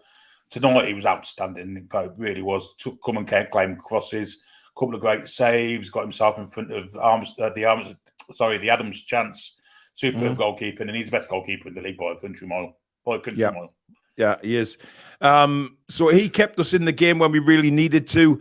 I thought Dan Burn was shocking tonight, I have to say. But whether he seemed to be rubbing his left leg a lot tonight, and I don't know whether he's carrying a knock. But he was. That move when he's trying to keep cutting inside, and there was once Adam Armstrong, knocked the ball off him and had a big chance for Southampton there. But you know what? Sod it. We've got a foot in the... But what I want to talk about is those two substitutions. Maxi and Isak were absolutely incredible tonight. And look, say what you want. I think those substitutions were made 10, 15 minutes too late. They should have been on, if not at halftime, 10 minutes into the second half, because I think had they been on a bit longer, Southampton don't have that much of a pressure on us, and we score more than one goal. I am under no illusion. Isak looks immense, guys, and surely he is now banging on that door to start instead of Wilson next week. And also Maxi, Alex, was just... I mean, we saw the Maxi of old with those runs. Maxi was absolutely fine. all of this nonsense. It seems to be when he's not playing that it's just nonsense. And he had a few poor games, but that was when he was regaining fitness. So, and this is him now. He's fit, and look, it's fine. You know, these are top players. This is a team that beat Man City. They gave us a real tough game. Maxi comes on. He's in the starting. He's in the start of the phase that gets the goal. He helps beat a few, make space, shift it out right, and that's where the goal comes from. And then he got a player sent off because his technical dribbling skills are incredible. And by the way, what a fantastic bit of shithousery from Jacob Murphy. Yeah, just doing that, though, just absolutely fantastic. I was already doing that before, and then I noticed Murphy was also doing it. Yeah, I was worried about Bruno at that stage because I thought they were starting to target him a lot. And how that other defender, you know, when Bruno was lying on his back, he sort of pounced down with his sort of hands to sort of bounce him off the floor. I thought, I mean, that was mental. And then, of course, the issues was Lianco is Brazilian, so I think Joelinton, Bruno, and Lianco were having words with each other, and obviously they can communicate in their first language. And we've seen this whenever Joelinton and Bruno play against Portuguese speakers, it's a bit more feisty because they can't quite articulate themselves as well in English. But when they play against Portuguese speakers, it's on. They're not happy. It's on. It's on, all right. And I'll tell you what, it was just brilliant for him to see Maxi coming in and supporting him as well. You know, he also put Longstaff on a plate, brought it across goal. Yep. Acres of space, and then Longstaff he slowed it right down. Longstaff could have just given a first-time little layoff to Isak, and Isak could have belted that with his right foot. But Longstaff, again, he slowed it right down. Just keep him out the penalty box. Keep him between the two penalty areas. Yeah. Fine. And don't put Longstaff in the penalty area. John Headley, thank you very much for your £5 super chat. That is very kind, my friend. Really, really kind of you. And thank you to everybody for all your support tonight. It's been absolutely incredible, guys. I'll just knock you off a minute, Alex. We are now on 16,823 subscribers. Unbelievable. Thank you so much. You were pre 700 when I left last time. Yeah, that's a lot. I think we were 16,600 and something at one stage today. So it's incredible. What an absolutely fantastic support we're getting. And everybody's been brilliant in the chat. Just welcome everybody to the channel and things like that. And listen, I thought that was a great game of football tonight, Billy. I thought it was end to end. It was squeaky bum time at times. It had everything that a semi-final should have. Absolutely, it was a fantastic game of football, and you've got to credit Southampton for that. They're at home though; they've got to come out at us, and they've got to do the same next week in front of 52,000 screaming Geordies. It's not going to end well for them. Can I just say though, Alex, Adam Armstrong celebrated his goal when he knew he'd handballed it against his boyhood side. Smelled a bit to me. Didn't like it at all. Well, look, I mean, Adam Armstrong, he hasn't played for us for quite some time, as he's been away. Look, I don't think he knew he handballed it, Billy. To be honest, I think it. Oh, you know when you've. I don't know. I don't think Joe Linton knew either. Joe Linton didn't. That's why Joe Linton didn't handball it. Yeah. Well, he did. It did hit his hand. It did hit his hand. I've seen a real slow motion. It did hit his hand. But look, it doesn't matter. There's a because theme emerging now, though. Mitrovic, ex-Toon, and now Adam Armstrong. Don't score and run off and start celebrating because it won't end well. Something will happen. It will get disallowed. It's a good point. Would-be Farmer, thank you very much for becoming a new member of the channel. Welcome to Members Club. Thank you so much for your support, my friend. Magpie says, don't be too hard on the lads. We're not. We're just saying some people weren't at it, but fatigue would have been a massive, massive issue tonight. There's no doubt about that. But look, Maxi's got to start. Isak's got to start. You know, look at Callum's not right at the minute, all right? Isak is raring to go. You can see it. And Isak changed that game today with Maxi. It wasn't happening again for Callum, although I thought Callum did quite well tonight. He pressed, he worked his arse off. That's fine. But when it comes to scoring and creating, my God, Isak and Maxi were just magnificent. And they've got to start next week, in my opinion. because if they don't, I'm starting to think that Eddie's got favourites, and I really don't want to start thinking that. You could see that they're technically both on each other's level. They were trying to find each other, and then Bruno was sort of drifting over. It was like, oh, I want a bit of that, and they were, you can see. We talk about players being on each other's wavelengths. Bruno played a lovely ball in, assuming Murphy was going to make a run, and Murphy just didn't read it at all. Whereas Maxi, Isak, and Bruno, all on each other's wavelengths. Isak as well, he's much happier to drop deep and progress the ball up himself, which normally when we've got Wilson up front, he likes to stay on the last defender, which means it's down to Willock and Longstaff and other players to try and be technically good enough to get it to Wilson. And we struggle. Whereas Isak's like, oh, no, don't worry. I can just do it myself anyway. I'll come and help. I'll build it up. I'll either be in the 6-yard box, or I'll pass it to whoever is Joelinton goal. So he's got to start. Dan says that Bruno's just called Nick Pope the best keeper in the world, which is some compliment coming from a Brazilian. Really, really just great. Bruno just loves everybody, doesn't he? He loves playing for Newcastle. He loves this team. He loves the fans. He put a picture on Twitter yesterday saying, "You're Brazilian, Geordie." He just loves the place. And look, for me, Bruno can't be 100% fit yet with his foot, but the way he puts himself about, it's incredible. That through ball as well that he tried right at the end. To Isak. To play that level of pass when you're knackered. Yeah, wow. absolutely. Absolutely. I want to just mention Maxi noticing the keeper off his line. It didn't come off, but he went for it. Ward, I like if he's confident enough to try that, I like that. Yeah. To be fair to Ward Prowse, right? Ward Prowse did really well there because he picked up on what Maxi was just about to do and threw himself in front of it, because you just never know where that ball would have gone because the keeper was miles off his line. And Maxi thought, right, there's 3 Southampton players around us. All my teammates are pagged. I'm going to try it. And just at the last minute, Ward Prowse saw what he was going to do and literally threw himself in front of the ball. This is what we've been crying for weeks, is a bit of unpredictability. And players like Isak and Maxi give you that, because it's not textbook attacking phases. It's not whatever's drilled on the training pitch. Sometimes when those lads pick that ball up, it's the same as when they were kids kicking it around. They will just have a bit of creative magic because they're just absolute ballers, and you've just got to let them. You've just got to let them play sometimes, to just let a bit of creativity happen. It's not all about training phases. Yeah, and I agree that you should have made it subs early today, because as soon as you brought Maxi on, the danger on their side, Walker Peters was pushed right back up the pitch, wasn't it? Well, exactly, yeah, because they were targeting that their right-hand side all game. Our left-hand side, because I think they picked up that Dan Burn wasn't really at the races today, and they kept going at him. And credit to Dan Burn, though, because he kept going. No matter what happened, he kept going. And you have to give praise where praise is due. He probably knew he wasn't playing very well. He'd give the ball away a few times, but he stuck at it. And that's what I love to see. They're not putting their heads down. They're not sort of getting upset if they're making mistakes. They just get the heads up and get on with it and be better next time they've got the ball. Daniel Bullock says, I'm going to share your channel out on my social media to try and get my friends and family to sub. Thank you very much.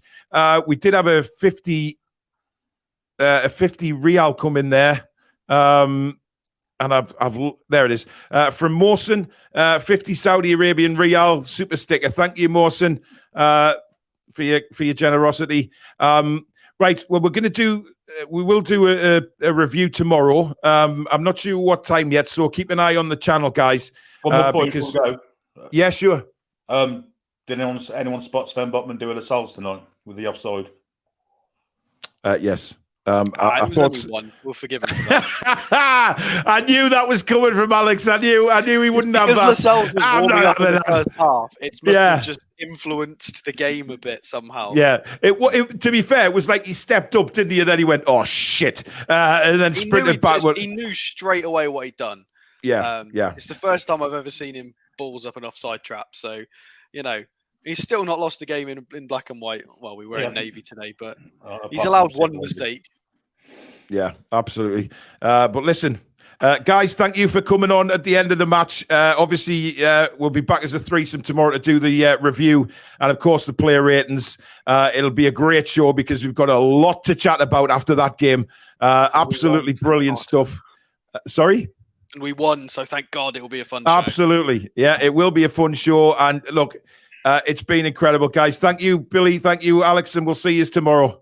There you go. There's Billy and Alex, and they'll be back tomorrow for the match review.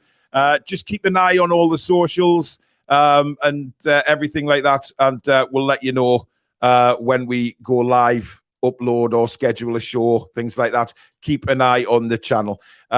16,829 subscribers. We are almost at 17,000. It was only a couple of weeks ago. We were celebrating 17. So it's absolutely incredible. You guys are immense out there because without you guys, we wouldn't be having a channel like this. It's absolutely incredible. Thank you so much for all the support. Thank you to everybody that has super chatted tonight. And of course, become members of the channel as well. Thank you. I just read somewhere in the comments that we've got over 1,000 likes, which is fantastic. Thank you so much, guys. But listen, it is what it is. It's over. We have 1 foot in the semi-final of the match. As you can see there, Southampton 0, Newcastle United 1. Brilliant result for us. Brilliant celebrations to be had over the next week. We go again a week tonight at home in the second leg. St. James's Park will be absolutely rocking. There is no doubt about it. Billy will be doing the commentary from that game, so don't forget to join us for that. And I'll be at the game. But we'll be live from 10 o'clock in the morning anyway. Deadline day. Again, we're going to do it'll be all the super chats go to charity on deadline day. So hopefully we can raise a lot of money for charity as well, because we'll be streaming from 10 o'clock in the morning all the way through till the end of the transfer window, which will obviously include the live commentary of the game from Billy at 8 o'clock next Tuesday night. But we'll be live from 10 o'clock all through the day. It's a good laugh. It's hard work, but it's a good laugh. Spending it with you guys. Transfer window, deadline day is always exciting now as a Newcastle United fan.